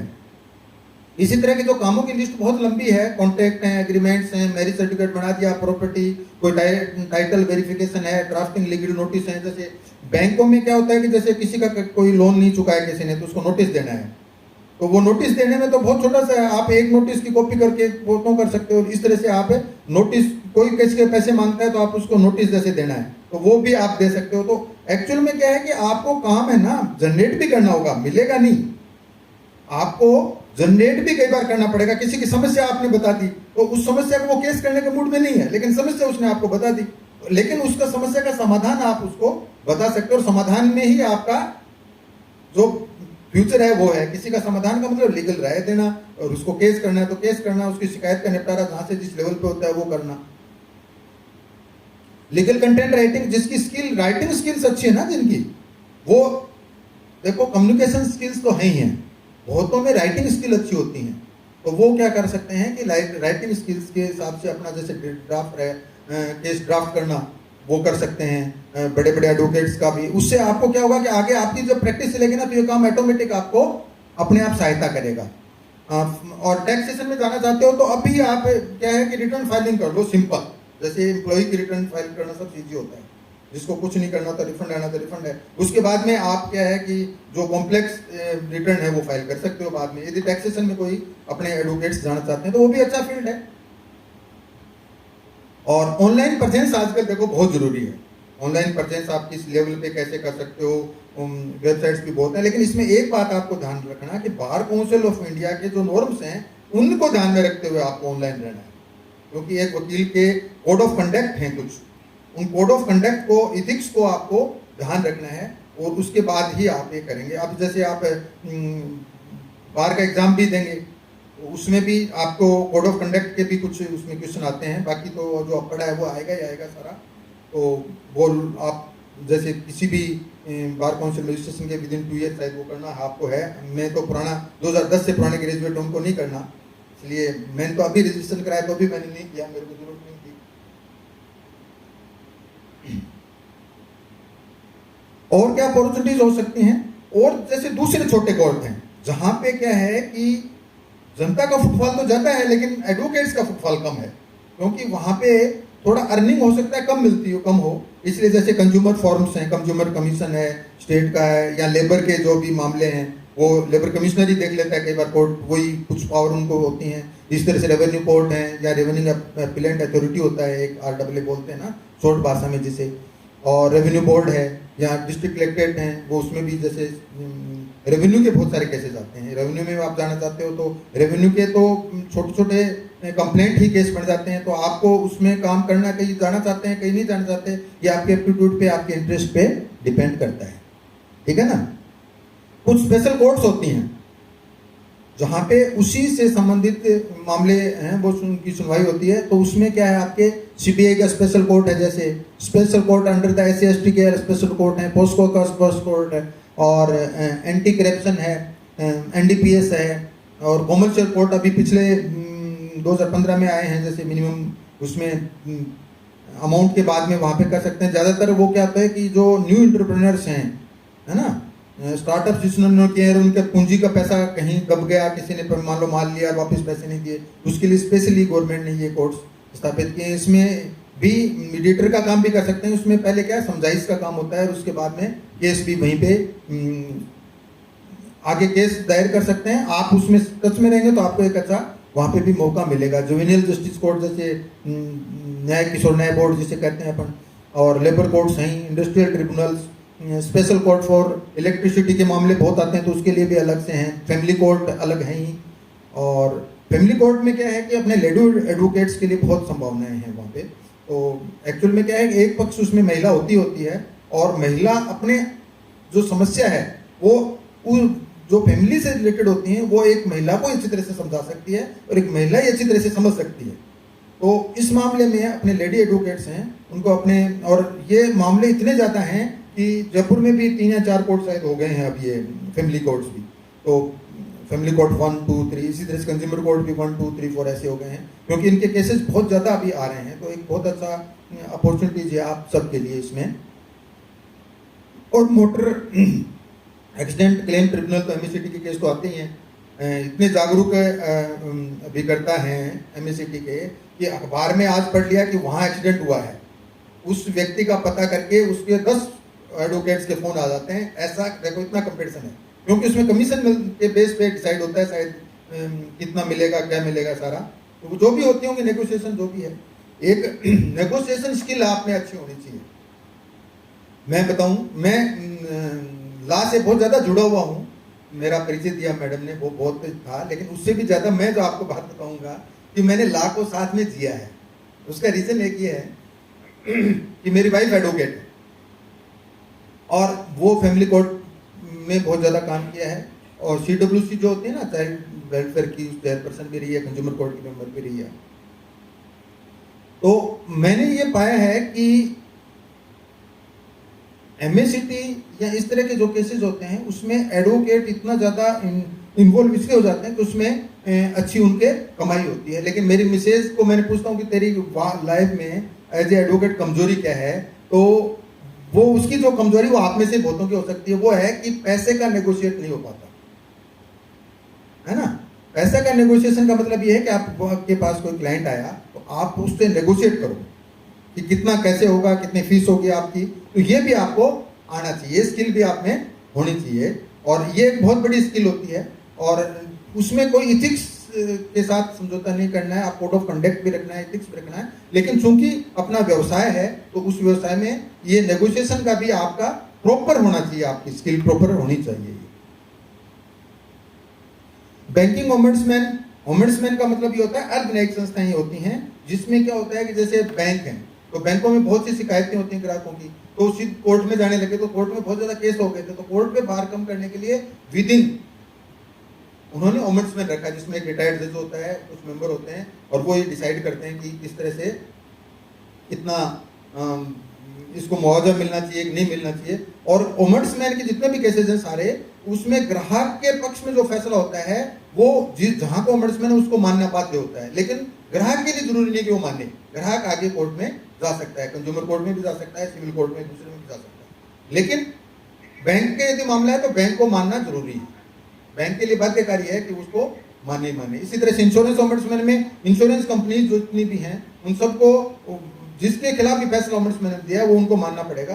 ग्राहक माने तो माने, नहीं आगे अपील कर सकता है, उसमें कोई दिक्कत होती नहीं है। इसी तरह से लोकपाल इलेक्ट्रिसिटी के यहाँ लोकायुक्त जैसे अपने राजस्थान में भी हैं, ये सब चीजें कोर्ट का भार कम करने के लिए ये जरूरी है। इसी तरह से ट्रिब्यूनल्स हैं, ट्रिब्यूनल्स में क्या होता है कि जैसे कोर्ट का भार कम हो, ट्रिब्यूनल्स में क्या होता है स्पेसिफिक कंप्लेंट्स होती हैं, उनकी सुनवाई एक जगह हो जाए। तो क्या है कि एज ए बैकअप प्लान भी इसको रख सकते हैं कि जैसे आप कोर्ट में प्रैक्टिस कर रहे हैं तो कम से कम एक ट्रिब्यूनल का स्पेशलाइजेशन आपके पास हो, चाहे वो जैसे कर्मचारियों के केस आप ज़्यादा अच्छी तरह से सुन पाते हो तो उसमें आप जा सकते हैं, या इसी तरह से जो भी आपके जैसे नेशनल ग्रीन ट्रिब्यूनल है जो एनवायरनमेंट आजकल फ्रेंडली बहुत ज़्यादा अपने, तो उसके लिए है। इनकम टैक्स का ट्रिब्यूनल अलग है, सेंट्रल एडमिनिस्ट्रेटिव का अलग है, नेशनल कंपनी लॉ ट्रिब्यूनल अलग है जो कंपनी के डिस्प्यूट्स जैसे देखता है, क्योंकि मर्जर के केसेस हैं और इस तरह से कंपनीज के चलते हैं वो। इसी तरह से आर्म्ड फोर्सेज का अलग है, कस्टम्स का अलग, सिक्योरिटीज का अलग, जैसे सेबी है, कैपिटल मार्केट से संबंधित जो भी चीज़ें आ गई वो, और रेलवे क्लेम के ट्रिब्यूनल हैं वो अलग है, फॉरेन एक्सचेंज का, एम्प्लॉयज प्रोविडेंट फंड का, ये सब मतलब बहुत सारे ट्रिब्यूनल्स हैं।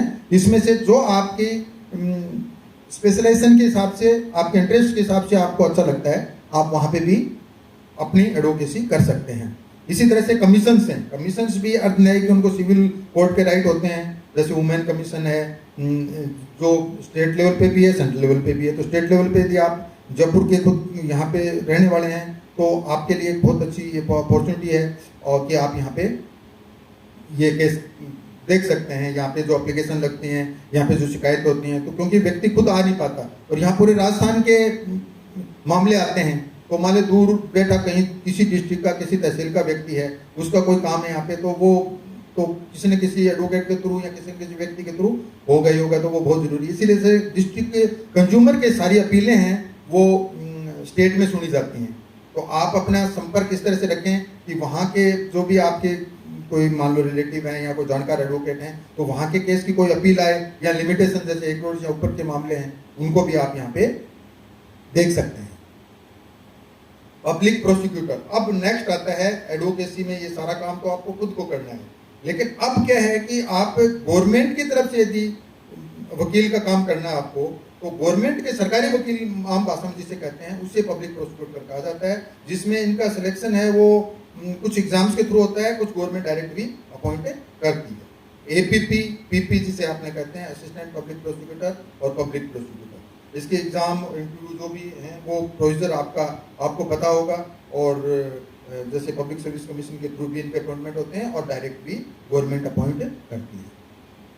पैनल लॉयर्स, एक बहुत बड़ा स्कोप है पैनल लॉयर्स का, हर डिपार्टमेंट में पैनल लॉयर्स रखे जाते हैं, हर बैंक में, हर इंश्योरेंस कंपनी में, हर डिपार्टमेंट में आपको पैनल लॉयर्स मिलेंगे, और थोड़ा सा आपका एक्सपीरियंस हो जाएगा, उसके बाद में आप पैनल लॉयर का काम कर सकते हैं, और इसमें आपको जो प्रिस्क्राइब्ड फीस है वो उस डिपार्टमेंट की तरफ से दी जाएगी। सेंट्रल और स्टेट गवर्नमेंट का हर डिपार्टमेंट पैनल लॉयर रखता है, और सेंट्रल गवर्नमेंट के पीएसयू, पब्लिक सेक्टर अंडरटेकिंग जितनी भी हैं, बैंक हैं, फाइनेंशियल इंस्टीट्यूशन हैं, ऑटोनोमस बॉडीज हैं, कंपनीज हैं, ट्रस्ट हैं, इंस्टीट्यूशन, सबके पैनल लॉयर होते हैं। कोई भी ऐसा नहीं है जो पैनल लॉयर नहीं रखता हो। तो ये एक अच्छा, किसी के साथ जुड़ के आप अपने प्रैक्टिस के साथ साथ ये कर सकते हैं। ये नहीं है कि पैनल लॉयर हो गए तो आप अपने प्रैक्टिस नहीं कर पाएंगे। आप ये उनकी तरफ से ये जरूर रहता है कि आप जैसे उनके अगेंस्ट केस है ना वो नहीं लेंगे। जैसे आप किसी बैंक के वकील हैं तो उस बैंक के अगेंस्ट आप कोई भी केस आएगा तो वो बनाई होती है आपको लेने की। उसके अलावा आप सारे अपने प्रैक्टिस यथावत जारी रख सकते हैं। लीगल सर्विस अथॉरिटीज हैं वो पैनल लॉयर रखती हैं, जैसे नालसा है, इसमें अपने स्टेट लीगल सर्विस अथॉरिटी, ये भी डिस्ट्रिक्ट, आजकल तो तालुका लेवल पे बन गई है, तहसील लेवल पे भी बन गई हैं। वो उनका क्या काम होता है कि जैसे कोई गरीब है, महिला है, विकलांग है, मानसिक रूप से विकसित व्यक्ति है, तो उनके केसेस लड़ने के लिए वो पैनल का अपने वकील रखते हैं, उनको फीस देते हैं और वो उनकी तरफ से वो केसेस लड़ते हैं। तो ये बहुत बड़ा एक क्षेत्र है नए वकीलों के लिए भी। और लीगल कंसल्टेंसी तो आप किसी भी लेवल पे कभी भी चला सकते हैं कि आप लीगल एडवाइस देना, लॉ ग्रेजुएट्स कोई भी ये काम कर सकता है। लीगल एडवाइस कॉर्पोरेशंस को दे सकते हैं आप, गवर्नमेंट एजेंसी को भी, प्राइवेट एजेंसी को, किसी को भी। कोई जैसे कई बार क्या होता है कि कोई व्यक्ति केस नहीं करना चाहता शुरू में, और कोई केस किसी को बता भी नहीं चाहता, प्राइवेटली लीगल एडवाइस लेना चाहता है कि मैंने ऐसे हो गया मेरे साथ, मेरे को क्या करना चाहिए। बहुत सी बातें, इवन मैं आपको बताऊं कि मेरे पास कई ऐसे व्यक्ति आते हैं जिनके साथ साइबर क्राइम हो गया और वो शंका के कारण से नहीं बताना चाहते। थोड़ा सा कई बार आप व्यक्ति नहीं बताना चाहता कि मेरे 5,000 गए, 10,000 गए, बड़ा तो फिर भी खैर बताना पड़ता है। तो वो धीरे से किसी के पास जाके कंसल्टेंसी करके आते हैं, लीगल एडवाइस लेकर आते हैं कि ऐसा हो गया, मुझे क्या करना चाहिए। तो ऐसे भी लीगल बहुत सारी लीगल कंसल्टेंसी हैं। और कॉर्पोरेट लॉ तो एक बहुत बड़ा क्षेत्र है कॉर्पोरेट का। तो कॉर्पोरेट लॉयर्स तो स्पेशलाइज होते हैं और बहुत ही डिमांड है इनकी, dealing with contracts, mergers, regulatory compliance and corporate governance. These roles often involve working in a in-house counsel, in house भी हो सकता है और बार लॉ फर्म में भी आप जा सकते हैं। लॉ फर्म में जाओ चाहे कॉर्पोरेट लीगल डिपार्टमेंट्स में जाओ। एक बात मैं बता दूं आपको, वैसे हिंदी में आप कंफर्टेबल है मुझे, क्योंकि अपने यहाँ पे भी है, डिस्ट्रिक्ट कोर्ट तक हिंदी का ज्ञान होना। देखो आप इंग्लिश मीडियम से बहुत से रहे होंगे आप में, और इंग्लिश में आपने क्या होगा, लेकिन डिस्ट्रिक्ट लेवल तक आपको हिंदी का ज्ञान भी बहुत जरूरी है। और धीरे धीरे कम हो रहा है, नहीं तो पहले तो उर्दू के शब्द काम में लिए जाते थे अपनी भाषा में, देवनागरी लिपि में लिखते थे लेकिन शब्द उर्दू के थे, लेकिन धीरे धीरे उसमें हिंदी का अब ज्यादा हो रहा है, अभी इतने ज्यादा नहीं रहे, लेकिन फिर भी आपको हिंदी का डिस्ट्रिक्ट लेवल तक, क्योंकि शुरू में डिस्ट्रिक्ट लेवल तक आपको करनी है, तो हिंदी की ड्राफ्टिंग भी आपको आनी चाहिए। तो थोड़ा सा आपके लिए रहेगा कि आप प्रैक्टिस करें तो धीरे धीरे हो जाएगा, क्योंकि हिंदी सीखना, क्योंकि अपनी मातृभाषा है, सीखना बहुत आसान है, बोलना भी बहुत आसान है, क्योंकि वो जो लिखा जाता है वो पढ़ा जाता है हिंदी में, ये सबसे अच्छी बात है। तो थोड़ा सा ये रहेगा। फिर उसके बाद यदि आप कॉर्पोरेट लॉ में जाना चाहते हैं या हाई कोर्ट में प्रैक्टिस करेंगे, तो इंग्लिश जो आज आपकी बहुत अच्छी है वो आपकी बहुत अच्छी बाद में काम आएगी। और अब आ गया सबसे जो आपका सबका हम सबका सपना, हमारे बच्चे हैं उनके लिए हमारा सपना होता है, आपके भी सबका सपना है, जुडिशियल सर्विसेज, है ना। और जुडिशियल सर्विसेज में हर जाना चाहता है, लेकिन कुछ एक लोग ही इसमें सिलेक्ट हो पाते हैं। तो एक तो मेरा ये कहना है कि आप इसमें सिलेक्ट हो गए तो देखो उससे बढ़िया तो कोई चीज हो ही नहीं सकती। आपने एक प्रयास किया, दूसरे प्रयास में भी, मतलब आप प्रयास नहीं छोड़ना है, क्योंकि सफलता हर एक को मिले जरूरी नहीं है, लेकिन असफलता है वो ट्रेनिंग समझो असफलता को, असफलता मत समझो। असफलता कोई भी, failure is a training for you, किसी भी लेवल की हो जाए। मैं ये नहीं कह रहा कि जुडिशरी में आप फेल्योर हैं तो आप हैं, किसी भी लेवल पे, कोई भी लेवल पे फेल्योर होना आदमी को सिखाता है, और वो उससे भी ज्यादा सीखता है जो सफल व्यक्ति है, उससे भी सीखना उसको ज्यादा, क्योंकि उसको वो बात आती है कि मेरी कमी कहाँ रह गई। तो इसको पहले बात तो ये है कि आप यदि जुडिशियल सर्विस में सिलेक्ट नहीं भी हो पाए तो एक बहुत अच्छे विधिवेता, बहुत अच्छे लॉयर, बहुत अच्छे एडवोकेट, बहुत अच्छे आप लीगल एक्सपर्ट तो बन ही जाओगे। टिप्स पे आपके नॉलेज रहेगा और आपके पास ये ऑप्शन रहेगा कि आप किस क्षेत्र में कहाँ जाना चाहते हैं, ठीक है ना। और आपको इसके बारे में ज्यादा बताने की जरूरत है नहीं। इसमें सबसे प्रेस्टिजियस जॉब है अपना, और इसमें इम्पैक्टफुल कैरियर के साथ साथ डाइवर्स जुडिशियल रोल आपको मिलता है। जो आप जैसे जुडिशियल सर्विस में जाते हैं तो आपको ट्रांसफर के साथ साथ वैरायटी ऑफ जॉब्स में काम करने को मिलता है। कभी आपको एमएससीपी कोर्ट में लगे, कभी फैमिली कोर्ट में लगे, कभी एनडीपीएस में लगे, कभी सीबीआई कोर्ट में लगे, तो इतना ज़्यादा सीखने का इसमें रहता है। और कंपिटिटिव सैलरी बहुत अच्छी है, और बेनिफिट्स, और सबसे ज़्यादा तो रिटायरमेंट बेनिफिट भी बहुत ज़्यादा इसमें रहते हैं। और सिलेक्शन प्रोसेस आपको पता ही है, प्रिलिमिनरी एग्जाम, फिर मेन एग्जाम और फिर इंटरव्यू के द्वारा इसमें सिलेक्शन होता है। और मैं आपको सबको शुभकामनाएं देता हूं कि आप इस फील्ड में सक्सेसफुल हों।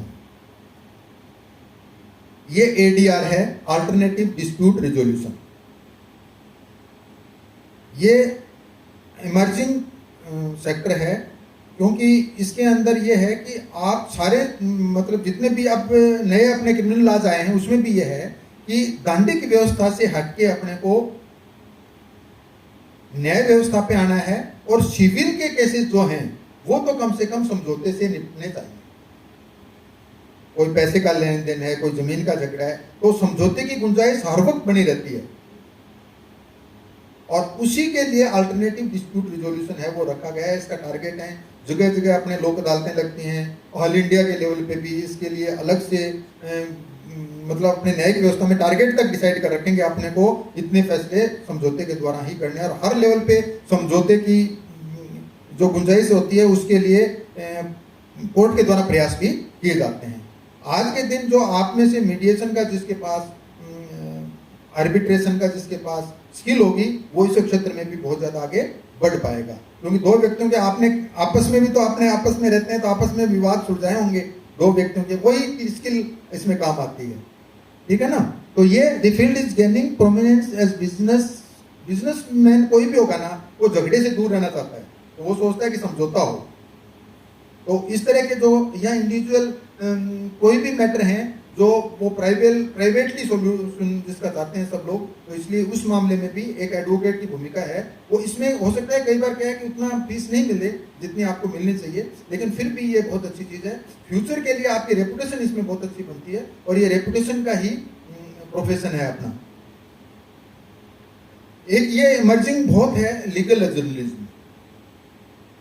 जर्नलिज्म में आजकल इतना स्पेसिफिक हो गया है कि आपने देखा होगा, इवन चैनल्स भी, स्पोर्ट्स का चैनल अलग हो गया, न्यूज का चैनल अलग हो गया, एंटरटेनमेंट का अलग हो गया। इसी तरह से जर्नलिज्म में भी जर्नलिस्ट जो होते हैं, स्पोर्ट्स के जर्नलिस्ट अलग हो गए, फॉरेन की जो कवरिंग करने वाले अलग हो गए। तो लीगल का भी बहुत रहता है। कई जो चैनल्स हैं वो उनके जो जर्नलिस्ट हैं, कोई सुप्रीम कोर्ट में एक रहता ही है जो सुप्रीम कोर्ट की वहां से कवरिंग करता है, कई या लोकल जो डिस्ट्रिक्ट कोर्ट्स की कवरिंग करते हैं, उसी को कहा जाता है। तो इसमें जो वकील होगा, वकील जर्नलिज्म का काम भी मतलब कर सकते हैं आप, उसमें आपकी कोई मनाही नहीं है। तो इसलिए आप एक इसमें भी फील्ड में भी आप अपना यदि करियर ढूंढना चाहते हैं और करियर में जाना चाहते हैं, तो इसके लिए थोड़ा सा आपका कम्युनिकेशन स्किल तो वैसे वकालत में भी जरूरी है, लेकिन इसमें थोड़ा रिटर्न के भी और कम्युनिकेशन का भी, दोनों इसमें स्किल जरूरी हैं। और बहुत अच्छा ये प्रोफेशन आपके लिए हो सकता है। और इसके लिए आपको जो वेबसाइट्स हैं चैनल्स की, उसको विजिट करते रहना चाहिए। ये लीगल केस पे रिपोर्ट करते हैं, या कई बार क्या होता है कि कंटेंट्स भी राइटिंग का काम करते हैं ये, और जिसपे बोलने वाला दूसरा होता है। लॉ के क्षेत्र में जैसे कोई भी आपको, जैसे अभी पिछले दिनों जितने भी अमेंडमेंट्स ला के आए हैं, उसमें पब्लिकली भी और प्राइवेटली भी आप बहुत ज़्यादा चर्चा हुई है। तो उसमें एक एडवोकेट का रोल है, वो बहुत महत्वपूर्ण हो जाता है। और चैनल्स वाले भी उनको, एडवोकेट को वैसे भी बुलाते हैं कि इस फील्ड में आपकी क्या राय है। अब जुडिशरी का तो देखो बहुत ही बढ़िया जॉब रहता है, लेकिन जुडिशरी के अलावा भी गवर्नमेंट के बहुत सारे जॉब हैं। जो गवर्नमेंट में एक तो क्या है कि लॉ ऑफिसर्स होते हैं हर डिपार्टमेंट। मैं एक बात आपको बताऊं कि 12वीं तक आपने, 12th तक आपके साथ पढ़ने वाले बहुत होंगे, आप साइंस बैकग्राउंड से होंगे, कॉमर्स से होंगे, आर्ट्स से होंगे, लेकिन आपके साथ में जो थे वो कई डॉक्टर की लाइन में चले गए, कई आपके इंजीनियर बन गए, कई सीए बन गए, या कई इस तरह के और फील्ड में चले गए। लेकिन आप अब जिस फील्ड में चाहे उस फील्ड में जा सकते हो। लॉ इतना बड़ा है। जैसे कोई इंजीनियर था, आपके किसी पीएसयू में गया, आप भी पीएसयू में जा सकते हो एज ए लॉ ऑफिसर, है ना। तो गवर्नमेंट का कोई डिपार्टमेंट ऐसा नहीं है जिसमें लॉ ऑफिसर या लीगल का कोई भी आदमी नहीं रहता हो। और इवन मैंने ये देखा है कि मेरे कोई जानने वाले परिचित हैं, उनका एक तो वकील एडवोकेट बना बच्चा एलएलबी की, और जो बाद में पीएसयू में चला गया, और दूसरा बच्चा है वो बैंक की नौकरी में चला गया जिसने बीकॉम की।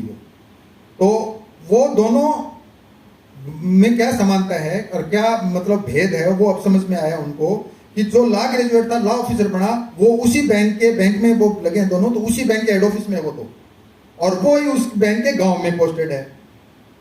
और उस गांव वाले को कहीं पर क्लेम केसेस इतने आ जाते हैं कि उसको अपने हेड ऑफिस में लॉ ऑफिसर के पास जाना पड़ता है कि साहब ये दिक्कत आ गई है, मेरे से गलती हो गई, या इस तरह से केस कोर्ट में हो गया, इसका ऐसे है। वो उसको ब्रीफ करता है, तो वो पैरावाइज कमेंट्स बनाते हैं। जो लॉ ऑफिसर का काम ज्यादातर क्या होता है कि केसेस के लिए पैरावाइज कमेंट्स तैयार करते हैं, फिर उसको वकील को, पैनल लॉयर को देते हैं, और पैनल लॉयर फिर उसका केस लड़ता है।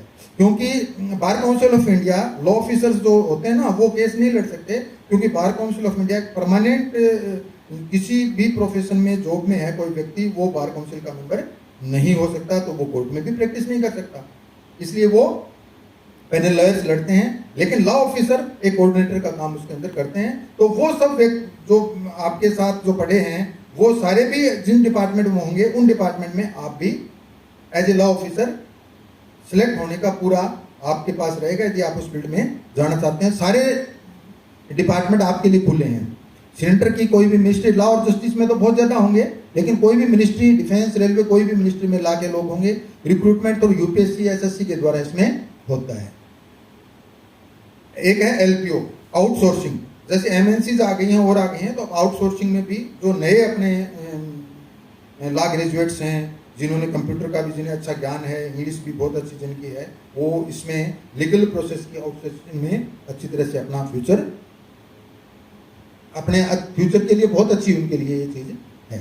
पब्लिक सेक्टर अंडरटेकिंग्स, जो पब्लिक सेक्टर अंडरटेकिंग्स हैं, रेगुलेटरी बॉडीज हैं, like the securities and exchange board of India, सभी में लॉ ऑफिसर लगते हैं। रिजर्व बैंक ऑफ इंडिया में लगते हैं। आईआरडीआई आप जानते होंगे, insurance regulatory and development authority of India, ये पूरे इंश्योरेंस बिजनेस को रेगुलेट करती है। इसकी मैंने अभी साइट देख रहा था, तो इसकी अभी भी करंट में वैकेंसी निकली हुई है लॉ ऑफिसर की, जो 5 अक्टूबर या कितने लगभग लास्ट डेट है।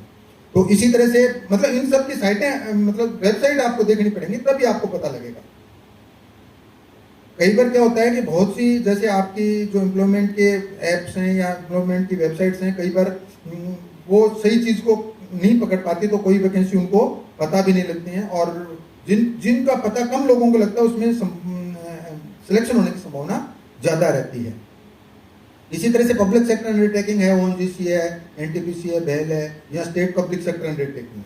स्टेट के इतने सारे पब्लिक सेक्टर हैं कि आप उनकी लिस्टिंग कर लीजिए, लिस्ट बना लीजिए, बहुत अच्छा रहेगा। और उसमें वैकेंसी पता नहीं लग पाती बहुत बार कि कब निकलती हैं, कैसे निकलती हैं। जैसे अपन क्या होता है कि जूनियर लॉ ऑफिसर है, स्टेट गवर्नमेंट भर्ती करती है, लेकिन जूनियर लॉ ऑफिसर इलेक्ट्रिसिटी में वो नहीं लगते, इलेक्ट्रिसिटी डिपार्टमेंट अपने अलग लगते हैं, जहाँ पे बहुत ज्यादा लॉ ऑफिसर्स रखते हैं। इसी तरह से दूसरे डिपार्टमेंट रखते हैं।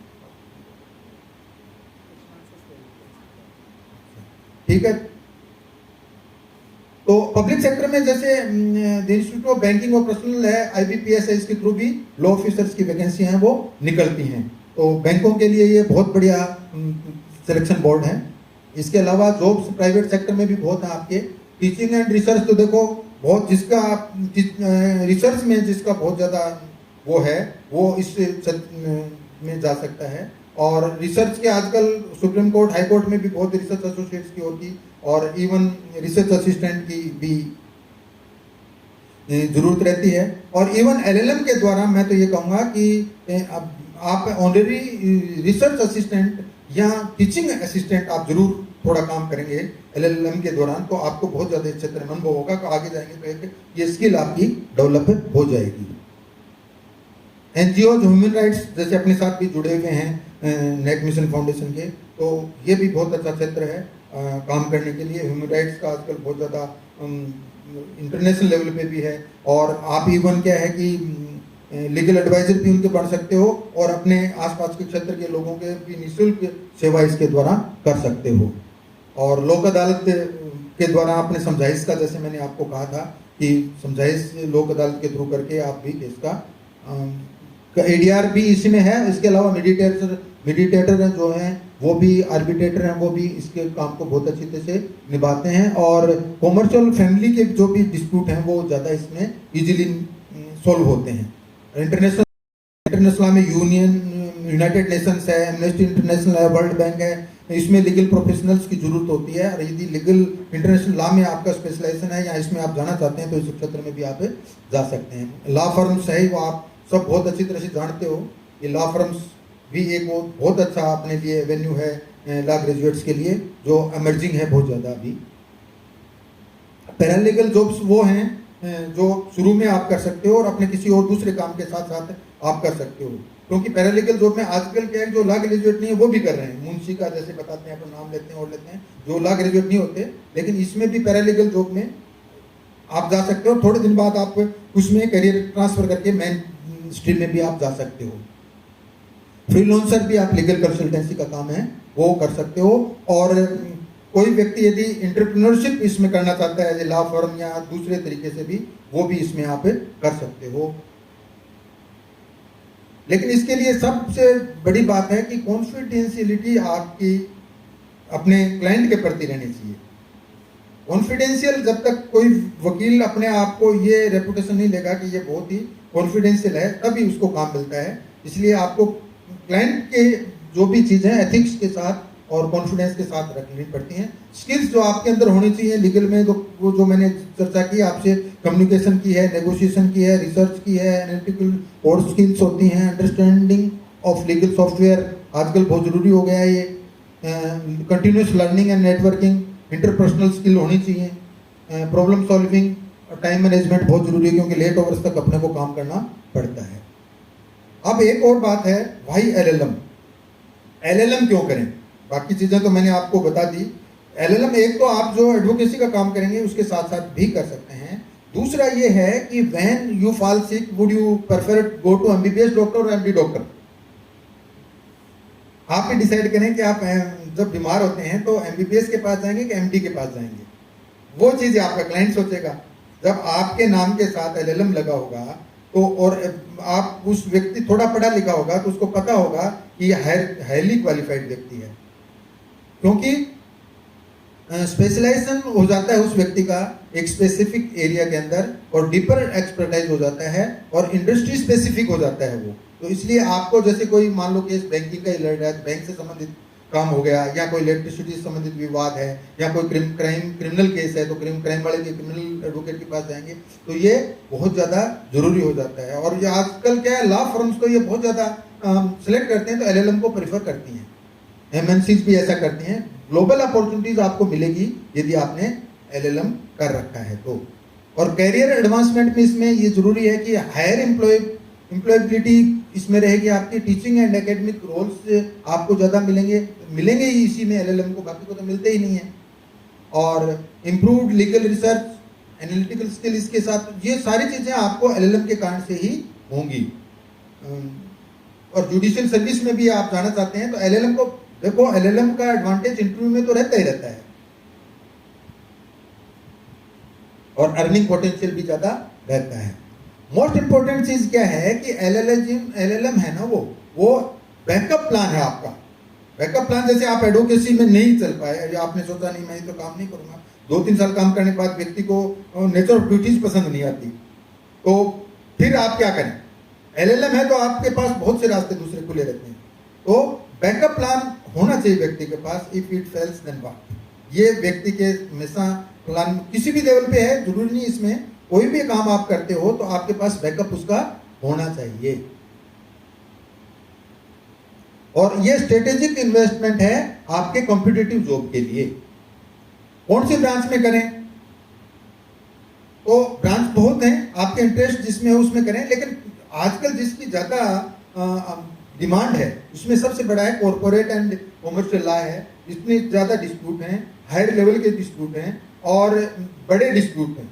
बड़े का मतलब ये होता है कि फाइनेंशियली बहुत बड़े हैं, उसमें जो मनी मैटर्स होता है ना, आजकल के देखो पैसा बहुत कुछ होता है, और पैसे का काम पैसे से ही चलता है। सब कुछ नहीं होता लेकिन बहुत कुछ होता है, और पैसे का काम पैसे चलता है। और ये सारी चीजें जो कॉर्पोरेट और कॉमर्शियल लॉ है, ये बहुत हायर लेवल पे और बहुत बड़े केसेस के लिए आपको एलएलएम होंगे आप, तो आपको बहुत ज्यादा बेनिफिशियल ये रहेगा। इसके अलावा क्रिमिनल का और का सारी ब्रांचें इसमें हैं, criminal law, international law, human rights law, intellectual property rights का लॉ, और इन्वायरमेंटल है, फैमिली है, टैक्सेशन है, किसी में भी आप कर सकते हैं। स्पेशलाइजेशन इससे वो आदमी का हो जाता है। और दूसरा, you can make more appealing to clients, क्योंकि आपने कह दो कि मैं तो इसी में एलएलएम मैंने किया है, ठीक है ना। और इसके अलावा सिविल सर्विसेज भी, सिविल सर्विसेज हैं वो आप एज ए ऑप्शनल सब्जेक्ट लेके लॉ का आप कर सकते हैं, है ना। सिविल सर्विस में बहुत ज़्यादा अपॉर्चुनिटीज लॉ सब्जेक्ट की रहती है। और दूसरा, यदि सिविल सर्वेंट आप बन गए, आप आईएएस, आरएएस या जो भी चले गए, आगे तो काम ही आपका लॉ से रिलेटेड है, तो आपको ज़्यादा मेहनत या कंपटीशन में उनके दूसरे जो आपके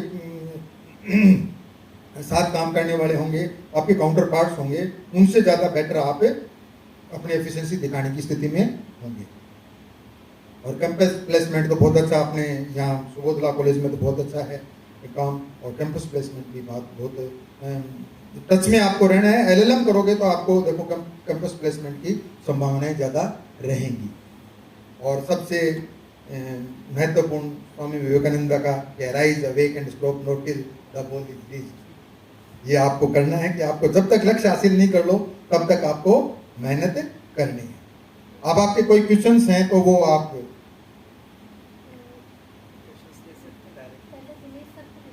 हाँ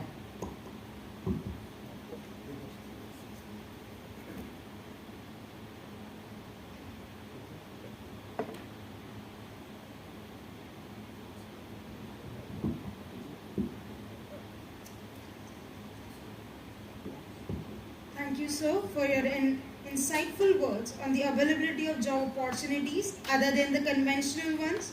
Some were really new to me also, like ombudsman, LPO, panel lawyers, and it is rightly said, after the time gets out of our hands, we could not do much. So one should utilize the time and update themselves. Now, amongst us, we have our another guest, Mr. Dinesh Chand Meena, sir. Sir is the we welcome you, sir. Sir is the Executive Director of Project Section 3.0 and director at Nake Mission Foundation, he has demonstrated an entrepreneurial spirit by founding DCM Productions, a startup launched during his college years in Mumbai. Through this venture, he organized many events during his time as a student. Currently, he is actively practicing law at the Delhi High Court and the Supreme Court of India. He is also the founder of the law firm DCM and Associates based in Delhi, where he continues to make significant contributions to the legal profession. Sir, we humbly request you to kindly address the gathering and enlighten the young brains.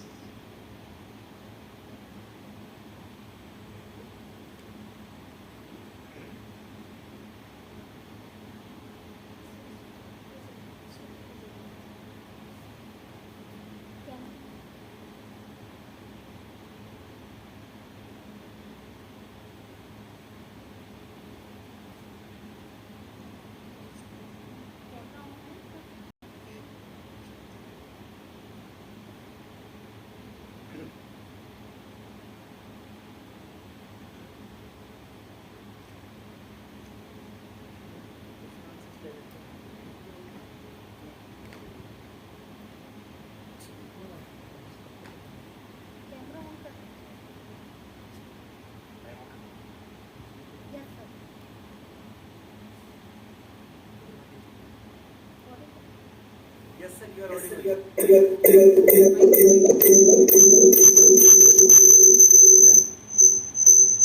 गला बैठा हुआ तो मैं थोड़ा उस हिसाब से बोलूँगा, ठीक है। सबसे पहले मैं पवन कुमार भारद्वाज जी का आभार व्यक्त करता हूँ कि काफ़ी अच्छा उन्होंने सेशन लिया, गौरव कटारिया जी का, लवलीना मैम का, कि मुझे भी यहाँ पे मौका दिया। लगभग सारी बातें पवन कुमार भारद्वाज जी ने ब्रीफ कर दी हैं। मैं उसमें थोड़ा सा एड ऑन करना चाहूँगा कि हम लोग अपनी स्किल डेवलपमेंट्स को कैसे इनहेंस करें, कैसे हम नेगोशिएशन स्किल सीखें, कैसे हम नेटवर्किंग स्किल सीखें, कैसे हम क्लाइंट काउंसलिंग सीखें, ये सब चीज़ किस तरीके से हम सीखेंगे। तो जो लोग अभी प्रैक्टिस इस बार एनरोल होंगे अपने आप में, उनके लिए भी, और जो अभी लॉस्ट स्टूडेंट हैं उनके लिए भी हम लोगों ने, मैं पवन सर को बताना चाहूँगा कि हम लोगों ने एक प्रोजेक्ट सक्षम 3.0 के नाम से स्टार्ट कर रखा है। उसमें Subodh law college already partner है। इसके अलावा हम लोग 6 स्टेट में काम कर रहे हैं और लगभग 28 यूनिवर्सिटियाँ हमारे साथ उसमें काम कर रही हैं। मैं पीपीटी प्रेजेंट करना चाहूँगा।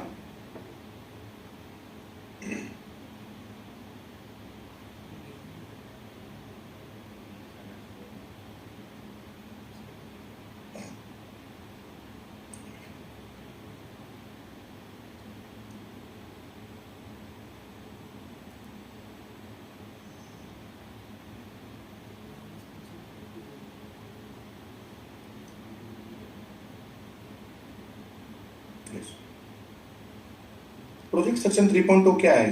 जो भी सर ने बताया कि हम लोग किस तरीके से अपने एडवोकेसी स्किल्स को एनहेंस करेंगे, किस तरीके से हम लोग अच्छे वकील बनेंगे, अच्छे जज बनेंगे, अच्छे रिसर्चर बनेंगे, या अच्छे प्रोफेसर बनेंगे, या अच्छे आर्बिट्रेटर बनेंगे। तो उसमें कहीं ना कहीं प्रोजेक्ट सेक्शन 3.0 आपके लिए थोड़ा हेल्प करेगा। ये क्या है? प्रोजेक्ट सेक्शन 3.0 सक्षम का तीसरा वर्जन है।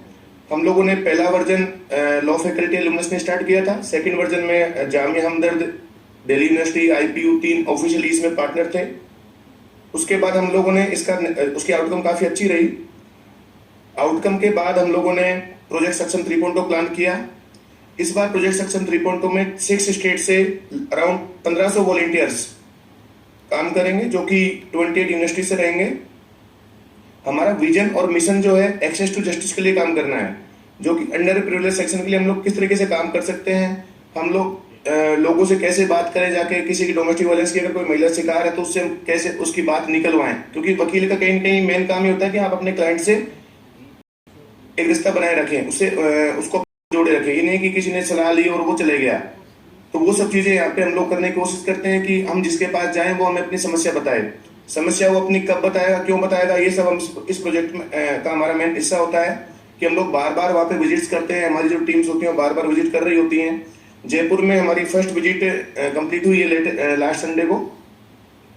लास्ट टाइम हमारे पास 1.0 2.0 का जो डेटा है आप देख पा रहे हैं, जो 2.0 का डेटा हमें प्राप्त हुआ था लगभग 78,000 लोगों का। इसके बाद हमें हमारे जो डीन मैम है उन्होंने हमें मोटिवेट किया और गाइड किया कि आप लोग इस बार रिसर्च की ओर भी आगे बढ़ें, क्योंकि कहीं ना कहीं एक लॉ स्टूडेंट के लिए जरूरी होता है कि ये नहीं कि हम केवल वकील बनने के लिए आगे बढ़ रहे हैं या जज बनने के लिए आगे बढ़ रहे हैं या ओथ कमिश्नर बनने के लिए या मीडिएशन में जाने के लिए। उससे कहीं ना कहीं आगे काम होता है कि अच्छे रिसर्चर हम बने, अच्छे आर्बिट्रेटर हम बने। अगर आप कॉर्पोरेट में अप्लाई करते हैं या एकेडमिया में जाते हैं तो कहीं ना कहीं ये जरूरी होता है कि आप कितने अच्छे रिसर्चर हैं, आपकी स्किल्स कितनी अच्छी हैं। तो हमने उसी को ध्यान रखते हुए ये वाला कदम उठाया कि हम लोग इस बार रिसर्च पेपर पे भी काम कर रहे हैं। सुबोध लॉ कॉलेज से हमारा सौभाग्य है कि गौरव सर का और लवलीना मैम का इसमें मार्गदर्शन रहेगा। कुछ ग्लिम्स हैं प्रोजेक्ट सक्षम 1.0 2.0 के जो देख पा रहे हैं आप। इसमें हम लोग चिल्ड्रंस के लिए, सीनियर सिटीजन्स के लिए, वुमेन्स के लिए, लेबरर्स के लिए, दिव्यांग्स के लिए, LGBTQ sex worker, victim of drug abuse, in 8 categories में हम लोग काम कर रहे हैं प्रोजेक्ट सक्षम में। ये 8 कैटेगरीज वो कैटेगरीज हैं जो अनुच्छेद 39A ऑफ इंडियन कॉन्स्टिट्यूशन वो बताता है कि फ्री लीगल एड के लिए क्या क्या गवर्नमेंट प्रावधान करेगी। फिर गवर्नमेंट ने प्रावधान किया कि नालसा की स्थापना करी नेशनल लेवल पे, SLSA की स्थापना स्टेट लेवल पे की गई, DLSA की स्थापना डिस्ट्रिक्ट लेवल पे की गई। तो जो नालसा का मैंडेट है हम लोग उसी को फॉलो कर रहे हैं। और जो हमारा एडवोकेट एक्ट का आर्टिकल 32A सेक्शन 32A जो हमें बोलता है कि हम लोग एटलीस्ट प्रो बोनो बेसिस पे थोड़ा काम करें, क्योंकि एक वकील का काम है न्याय के लिए काम करना। हम इसको इतना भी प्रोफेशनल ना बनाए कि हम तो एकदम नहीं पैसे के पीछे भाग रहे हैं, ये सब चीजें हो रही हैं, तो कहीं ना कहीं हम जो है ह्यूमैनिटी और सोशल वेलफेयर से काफी पीछे हो जाएंगे। हम लोग इसमें एक्टिविटीज में करते क्या क्या है। सबसे पहले हम लोग फील्ड विजिटर सर्वे करते हैं जिसमें अलग अलग टीम होती हैं। जैसे कि मैं राजस्थान की अगर बात करूं, राजस्थान में लगभग 200 के अराउंड स्टूडेंट्स रहेंगे और उसकी अलग अलग टीम बनेगी। 15 से 20 स्टूडेंट्स की एक टीम होती है, एक इलाके में 2 टीम डिप्लॉय की जाती हैं। वो लोग अपने फॉर्मल ड्रेस में जाते हैं और वहां जाके लोगों से बात करते हैं। उनके लिए अलग अलग ट्रेनिंग सेशन भी रखे जाते हैं। लास्ट टाइम जो ओरिएंटेशन सेशन रहा था उसमें लगभग 8 से 9 सेशन ट्रेनिंग के ले रहे थे कि बच्चे किस तरीके से जाएं और कैसे ग्राउंड पे बात करें, कैसे काम करें। अगर मैं किसी महिला से मिल रहा हूं तो मुझे उस हिसाब से बात करनी होगी कि मैं महिला को अच्छे से एड्रेस कर पाऊं। ये ना हो कि कोई मेरे से भड़क जाए, कोई नाराज हो जाए। अगर मैं किसी बच्चे से बात कर रहा हूं तो मुझे उस हिसाब से बात करनी होगी। अगर मैं किसी बुजुर्ग से बात कर रहा हूं तो मुझे पूरे रेस्पेक्ट के साथ उस तरीके से बात करनी होगी कि उसके बहाने आहत ना हो। जो डेटा कलेक्शन उसमें रहता है फर्स्ट फेज में, उस डेटा के आधार पे क्या क्या प्रॉब्लम्स वहां पे आइडेंटिफाई की गई। हमारे इस प्रोजेक्ट का मेन काम है इम्प्लीमेंटेशन। केवल ये नहीं कि हम लोग डेटा कलेक्ट कर लिया और उसके बाद चीजें रुक जाए। वो जो डेटा हमारे पास आ रहा है उसके बाद हम वहां पे कंडक्ट करवाते हैं मेगा कैंप्स, जहाँ पे हो सकता है कि लीगल अवेयरनेस क्लिनिक हो, हेल्थ कैंप हो, डॉक्यूमेंटेशन और उस टाइप की टेस्ट हम लगाएं। डॉक्यूमेंटेशन क्यों? क्योंकि लेबरर्स को जोड़ने के लिए या महिलाओं को जोड़ने के लिए या स्लम एरिया के लोगों को जोड़ने के लिए आप हमको कहीं ना कहीं उनके जो मूलभूत आवश्यकताएं हैं जो अवेल नहीं कर पा रहे हैं उन पर भी फोकस करना पड़ेगा। उन पर फोकस नहीं करेंगे तब तक वो हमारी बात नहीं सुनेंगे। ठीक है, लीगल अवेयरनेस से उनको ज्यादा खास फर्क नहीं पड़ता है। उनको ये होता है कि अच्छा मेरा राशन आ रहा है, मेरा ये सब काम हो रहा है, वो ज्यादा उनके लिए इंपॉर्टेंट है। उसके बाद आता है फिर लीगल अवेयरनेस वाला। तो हमने कहीं ना कहीं इस प्रोजेक्ट में एक कोशिश की कि हम दोनों को समन्वय बिठाते हुए ये काम करें। फेज 2 में इस बार हम लोगों ने जो एक्स्ट्रा हमारे जो पेट्रोन्स हैं उनका एक गाइडेंस था कि कुछ सेमिनार्स, वर्कशॉप, जब स्लम एरिया के लिए इतना काम कर रहे हैं तो क्यों ना यूजी कॉलेजेस में, अब जो बाकी कॉलेजेस में बच्चे पढ़ रहे हैं वो तो वकील बनेंगे नहीं। आप लोग कुछ वकील बन चुके हैं जो अगर कॉलेज में पढ़ रहे हैं वकील बन जाएंगे। तो हमारे लिए तो सेमिनार होते रहते हैं एक्सेस टू जस्टिस पे, उस तरीके से लीगल लॉ कॉलेज जो होती है उनमें ये मैंडेट भी होता है। BCI का मैंडेट भी होता है कि हम सेमिनार वगैरह और वर्कशॉप वगैरह होती रहनी चाहिए। बट जो यूजी कॉलेजेस हैं इस बार हमारा टारगेट है कि वहां पे हम एक्सेस टू जस्टिस को लेके, main theme access to justice, बाकी हो सकता है साइबर क्राइम हो, सब टॉपिक हो सकता है, लीगल एड हो सकता है उसके लिए पोस एक्ट हो, पोक्सो हो, इन सबको लेते हुए हम लोग सेमिनार्स, वर्कशॉप ये सब कंडक्ट करवाने वाले हैं। मूट कोर्ट कॉम्पिटिशन्स भी इसमें होने वाले हैं। नेशनल कॉन्फ्रेंस होने वाले हैं। नेशनल कॉन्फ्रेंस में जो रिसर्च पेपर हम लोग लिखेंगे with the help of faculty वो फिर पब्लिश होगा उसमें। इसके अलावा कुछ ट्रेनिंग सेशन पोक्सो और साइबर लॉ पे अलग से स्कूल्स में भी हमारा कराने का इसमें प्लान है इस बार। कुछ एजुकेशन ड्राइव्स दिल्ली के अंदर चल रही हैं, जैसे कि आप फोटो में देख पा रहे होंगे कि कुछ लॉ के स्टूडेंट्स हैं जो स्लम एरिया के बच्चों के लिए रोज क्लासेस ले रहे हैं वहाँ पे जाके, ये वजीराबाद के अंदर चल रहा है। सेम बंगाली कॉलोनी में जो 40 से 50 साल की महिलाएं हैं उनके लिए भी क्लासेस चलाई जा रही हैं। तो कहीं ना कहीं ये अनूठी पहल है कि लॉ के बच्चे इस तरीके से एक्टिविटी कर रहे हैं और अपने आप की स्किल्स को एनहेंस कर रहे हैं। बोलने में बड़ा आसान है कि ठीक है हम बच्चों को पढ़ाने जा रहे हैं, हम स्लम एरिया में काम करने जा रहे हैं, लेकिन जो सीखने का हमारा दायरा होता है वहाँ पे, अगर हम जिज्ञासु बन के वहाँ जा रहे होंगे तो बहुत कुछ सीखने को मिलेगा। जो कि सर ने बताया, पवन सर ने, कि नेटवर्किंग कैसे बनेगी, क्लाइंट काउंसलिंग होगी, नेगोशिएशन स्किल्स हम किस तरीके से सीखेंगे क्लाइंट के साथ, तो वो सब हमारा कोशिश रहती है कि हम जब ग्राउंड पे जा रहे हैं लोगों से बात करें, नेगोशिएट करें। हमारा मैं सर को बताना चाहूँगा, सर ये जो प्रोजेक्ट है लगभग हमारा 0 फंडेड रहता है। इसमें रिसोर्सेज शेयरिंग होती है जो कि सारी यूनिवर्सिटियाँ मिलकर अपनी करती हैं। तो हमारी ये कोशिश होती है कि जो रिसोर्सेज मोबिलाइजेशन है, मिनिमम चीज़ों को लेके वो भी स्टूडेंट्स कहेंगे सीखें। फेज 3 जो होता है, जो लगभग 1500 वॉलंटियर्स जो काम कर रहे होंगे प्रोजेक्ट सक्षम 3.2 में, उनके लिए अलग अलग विजिट्स होती हैं, जैसे कि कोई थाना हो गया, एसीपी ऑफिस हो गया, डीसीपी ऑफिस हो गया, राष्ट्रपति भवन हो गया, शेल्टर होम्स हो गए, ऑर्फनेज होम हो गए, जेल हो गई, पार्लियामेंट हो गई। तो हमारी कोशिश रहती है कि एक्स्ट्रा एक्सपोजर जो कहीं ना कहीं एक लॉ स्टूडेंट्स को होना चाहिए, वो हम इस प्रोजेक्ट के माध्यम से और हमारे जो भी पेट्रोन्स हैं, हमारे मेंटोर्स हैं, उन सबके गाइडेंस में करवाने की कोशिश करते हैं। अभी टोटल हम 6 स्टेट कवर कर रहे हैं। दिल्ली में हमारे पास 18 एरियाज हैं, लगभग 700 वॉलंटियर्स यहाँ पे एंगेज हैं। ये 700 नंबर था बट थोड़ा इंक्रीज हुआ, तो अभी लगभग 750 के आसपास वॉलंटियर्स दिल्ली में एंगेज हैं। और ये प्रोजेक्ट जो है 31 को अगस्त और 1 सितंबर को इसका ओरिएंटेशन हुआ था। तो ये दिल्ली में और राजस्थान में विजिट इसकी स्टार्ट हो चुकी हैं। यूपी में, हरियाणा में, पंजाब में, उत्तराखंड में इस वीक सारी विजिट स्टार्ट हो जाएंगी। तो ये टीम का स्ट्रक्चर इस तरीके से रहता है इसमें कि हर टीम 8 टीम है जो 4 एरिया में काम कर रही होंगी।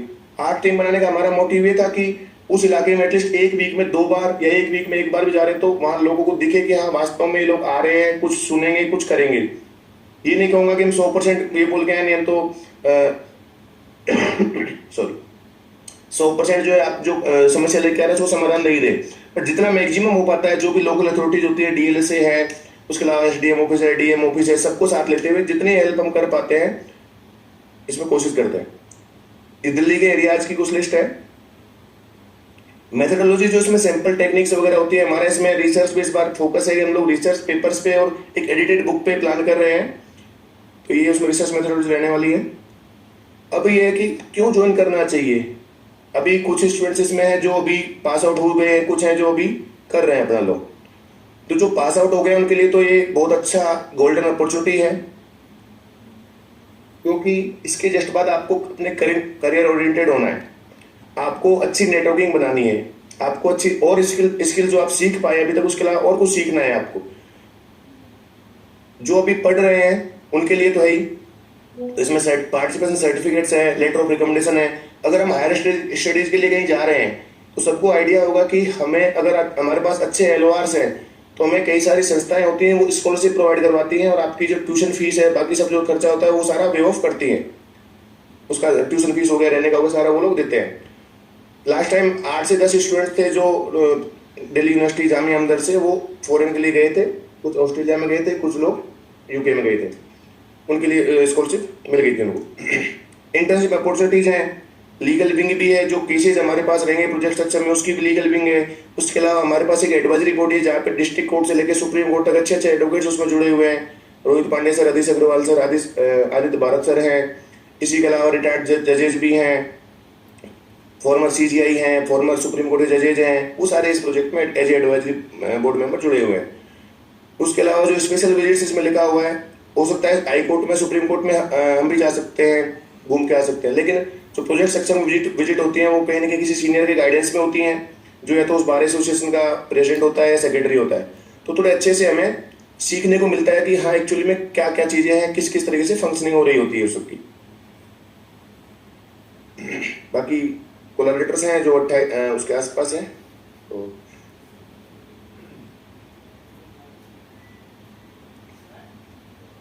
ये सब प्रोजेक्ट सक्षम 3.0 का मैंने थोड़ा ब्रीफ दिया। तो हमारी सर कोशिश रहती है कि जितने भी लॉ स्टूडेंट्स हैं, लॉ ग्रेजुएट्स हैं, वो मिलके अपने करियर के साथ, अपने जो हमारे एडवोकेसी की स्किल्स हैं उनके साथ मिलके सोसाइटी के लिए अपलिफ्टमेंट में अपना थोड़ा भी योगदान अगर देते हैं तो कहीं ना कहीं हमारा जो BCI का रूल 9A बोलता है कि लॉ कॉलेजेस को भी इसमें सोसाइटी के लिए काम करना है, तो उसको भी हम कहेंगे पूरा कर रहे होंगे।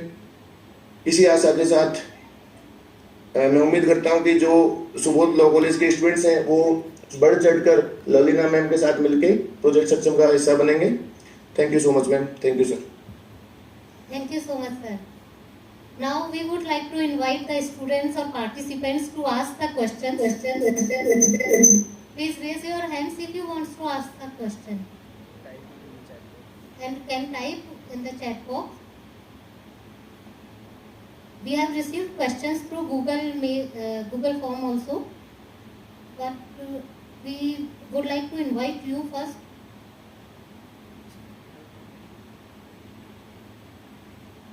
Do you have any questions from the participants?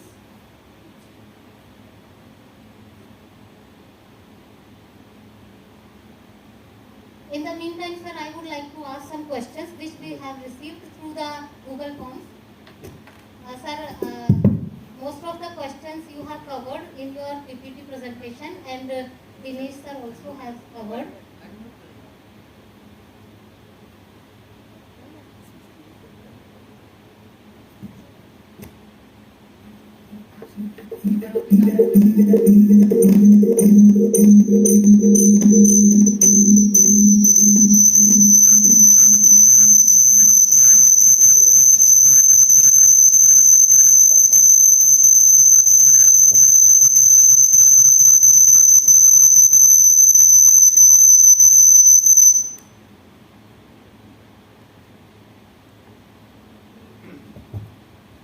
एक बार मैं आप अपने उनसे पूछते हो कोई डाउट नहीं।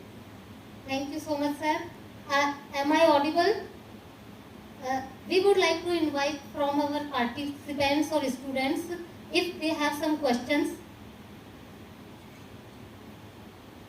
Have you any question? We have received some questions through Google form. Sir, in the meantime, I would like to ask them.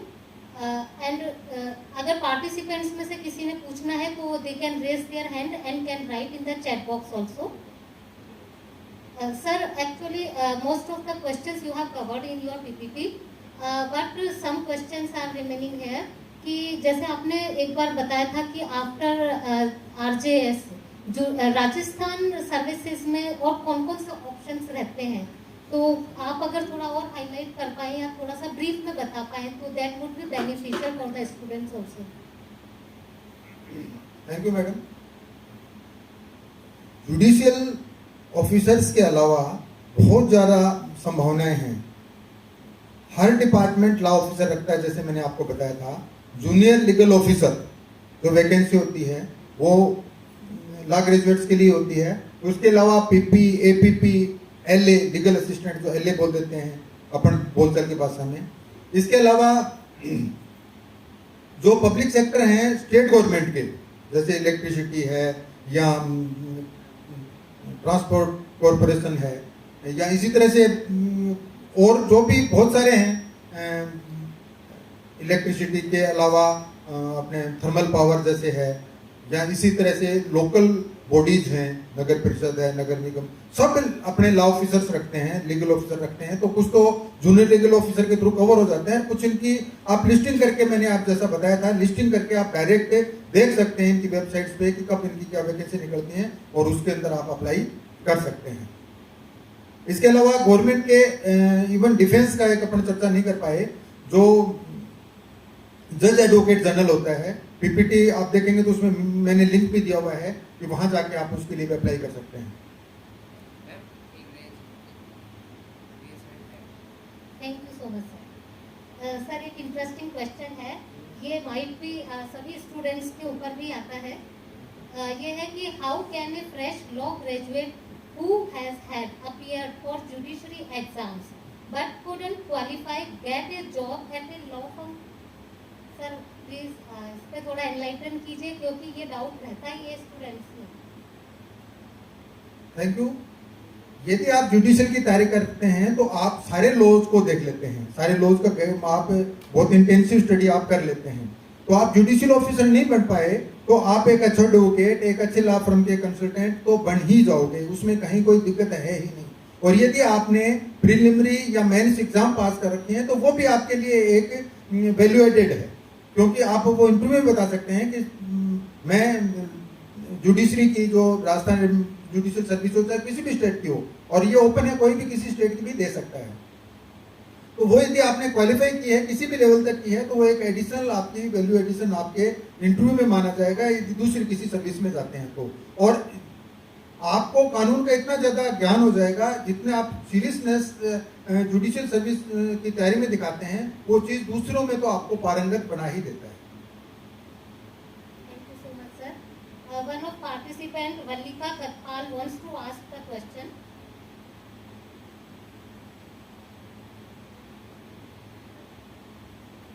हाँ बोलिए, बोल रहे थे, हाँ बोलिए। हाँ यस ऑडिबल। मेरे को एक क्वेश्चन पूछना था। अपने लैपटॉप से note कर। हाँ जी, हाँ बोलिए। क्वेश्चन वाज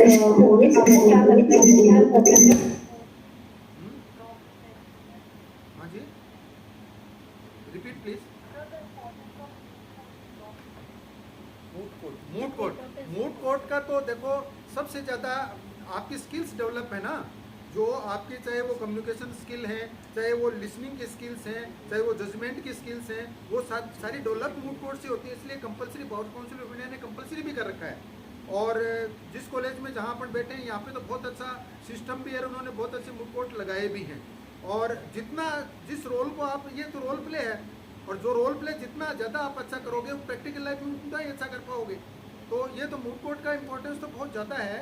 और ये तो इवन फ्रॉम द बिगनिंग आपको एलएलबी के शुरुआत में ही ये चीज़ें कर लेनी चाहिए। और मूड कोर्ट में क्या होता है कि आप किस फील्ड में जाना चाहते हैं, उस फील्ड का मूड कोर्ट अलग से लगे।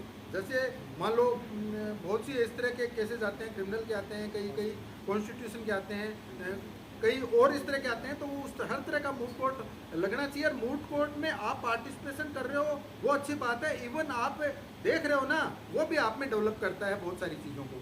तो इसलिए आप इसमें पार्टिसिपेशन करो वो तो है ही है, लेकिन हर एक में हर व्यक्ति पार्टिसिपेट नहीं कर पाता स्टूडेंट, तो उसको उसका देखना तो जरूर चाहिए, ठीक है ना।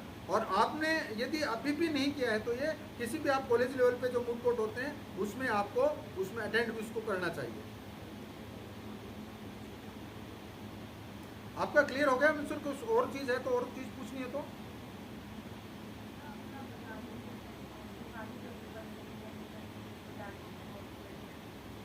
हाँ, ये प्रैक्टिकली प्रिंसिपल सर करवाते हैं कॉलेजेस में। देखिए, कोई भी एडवोकेट है, कुछ स्किल्स उसकी जो हैं वो देखी जाती हैं। कोर्ट में हो चाहे वो किसी फर्म में काम कर रहा हो, चाहे वो किसी एम्प्लॉयर के लिए काम कर रहा हो।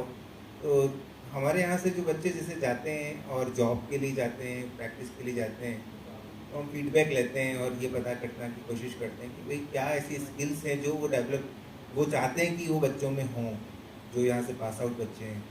तो आपका जो क्वेश्चन है बहुत ही पर्टिनेंट है कि मूड कोर्ट का क्या रोल है एक बच्चे के लिए आगे फ्यूचर में और उसके करियर डेवलपमेंट में। तो देखो, 2-3 चीज़ें मैं आपको बताऊंगा। पहली चीज़ तो यह है कि आपकी communication skills, communication in Hindi, communication in English and communication अगर आप क्योंकि लोअर कोर्ट्स में इन राजस्थान और इन नॉर्दर्न स्टेट्स जो आप अगर लोअर कोर्ट्स में जाते हैं तो वहाँ पे हिंदी की आपकी ज़रूरत होती है, ड्राफ्टिंग की आपकी हिंदी में होती है, बहस आपकी हिंदी में होती है। वहीं आप अगर हाई कोर्ट सुप्रीम कोर्ट में जाते हैं तो वहाँ पे आपकी इंग्लिश आ जाती है। So English is not a foreign language any more, क्योंकि वहाँ पे अगर आपने थोड़ा अच्छा प्रेजेंटेशन कर लिया तो you will be able to impress the जज and you will be able to convince him in your favour और in the favour of your client. तो सबसे पहले तो अपनी कम्युनिकेशन को, अपनी इंग्लिश को, अपनी हिंदी को बहुत अच्छा कर लो, लैंग्वेज पे कमांड कर लो। दूसरी चीज़ आती है आपकी ड्राफ्टिंग स्किल्स, क्योंकि आप अपना मेमोरियल सबमिट करते हो, आप अपने क्लाइंट के फेवर में आर्ग्यूमेंट्स तैयार करते हो, तो आपकी राइटिंग स्किल्स को वही बात आ जाती है कि आपकी राइटिंग स्किल्स इतनी अच्छी हो, इतना प्रेजेंटेशन अच्छा हो कि आप उसको इतने अच्छी तरीके से प्रस्तुत करो कि जो अगर आपका जज उसको पढ़ रहा है तो उसको समझ में आ जाए कि आप कहना क्या चाह रहे हो। तो ये भी एक कला होती है और ये ग्रेजुअली आती है। धीरे धीरे आती है, जब आप कंटिन्यूस प्रैक्टिस करते हो तो तब आती है उससे। और तीसरी चीज होती है आपकी रिसर्च स्किल्स, क्योंकि जब आपको पता है कि आप लॉज कैसे आप कौन सा लॉ कहाँ अप्लाई कर रहे हो, कौन सा केस अपने फेवर में डिसाइड करवाना चाह रहे हो, या आपने जो प्रेसिडेंट्स हैं उनको बहुत अच्छे से कोट किया है, आपने जजमेंट्स को बहुत अच्छे से रीड करके जहाँ पे जो वर्ड्स आपको यूज़ करने थे वो आपने यूज़ करें, ये सारी चीज़ें आती हैं आपकी रिसर्च से। तो आपका communication, command on language and research skills, ये तीनों ही चीज़ें आपको मूड कोर्ट के जरिए ही डेवलप होती हैं। आप फर्स्ट ईयर से अपने आप को इन्वॉल्व करो, एंगेज करो, मूड कोर्ट में पार्टिसिपेट करो। जैसा कि सर ने बोला है कि आप अगर पार्टिसिपेट नहीं करते हो तो शुरू में केवल देखना शुरू करो। आप YouTube के वीडियोस देखो, कोर्ट में देखो प्रोसीडिंग्स में कैसे जजेस बात कर रहे हैं, क्या कॉन्फिडेंस से बात कर रहे हैं। आप ये देखो कि क्या बोलना है, उसके साथ साथ आप ये भी देखो कि क्या नहीं बोलना है।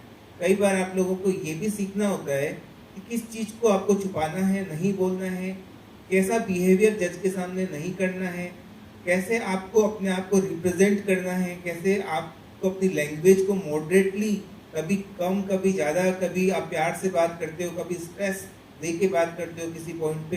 तो ये सारी स्किल्स आपको कैसे आएंगी जब आप मूड कोर्ट में पार्टिसिपेट करोगे।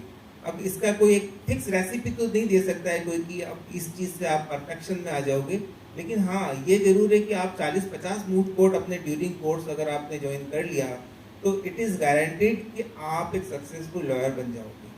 आप किसी भी एम्प्लॉयर के लिए एक बहुत ही यूजफुल एम्प्लॉय बन जाओगे, that is for sure. I think it makes sense.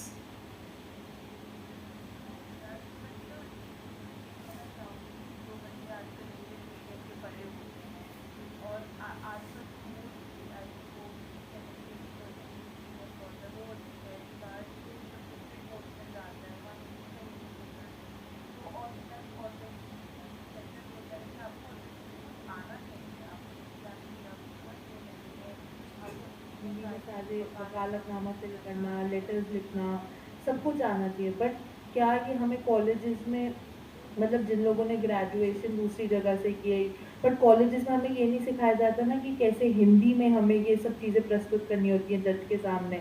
तो ऑलरेडी काफ़ी प्रेशर होता है लॉ स्टूडेंट्स पे, तो ये चीज़ हम कैसे सीख आप सकते कैसे हैं? सीखेंगे? एक्चुअली अगर आप किसी भी लोअर कोर्ट के एडवोकेट के पास जाते हैं तो उससे आप सबसे पहला काम जो वो आपको देता है ना, वो ये होता है कि आप उसकी फाइल्स को रीड करो।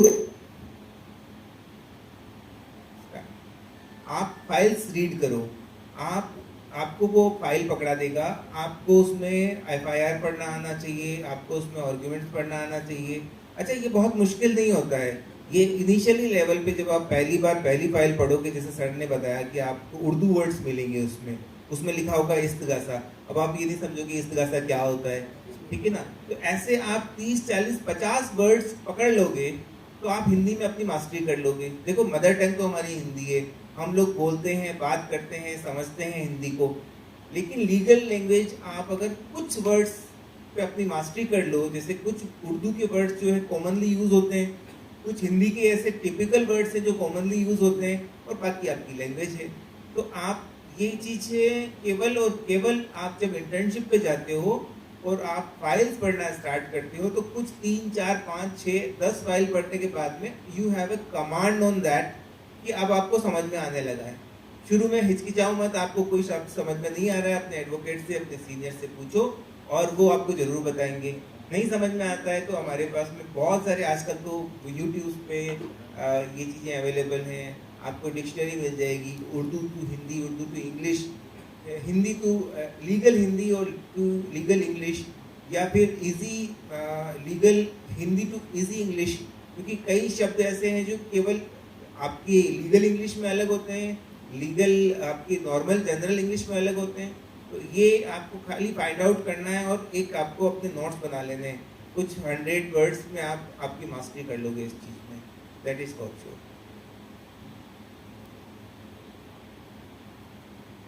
Anything else?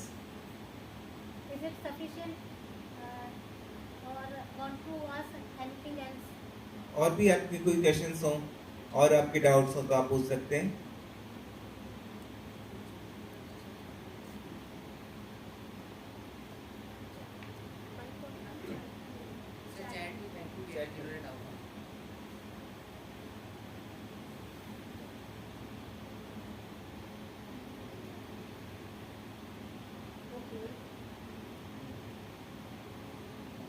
sir, most of the questions you have covered in your answers and your presentation also.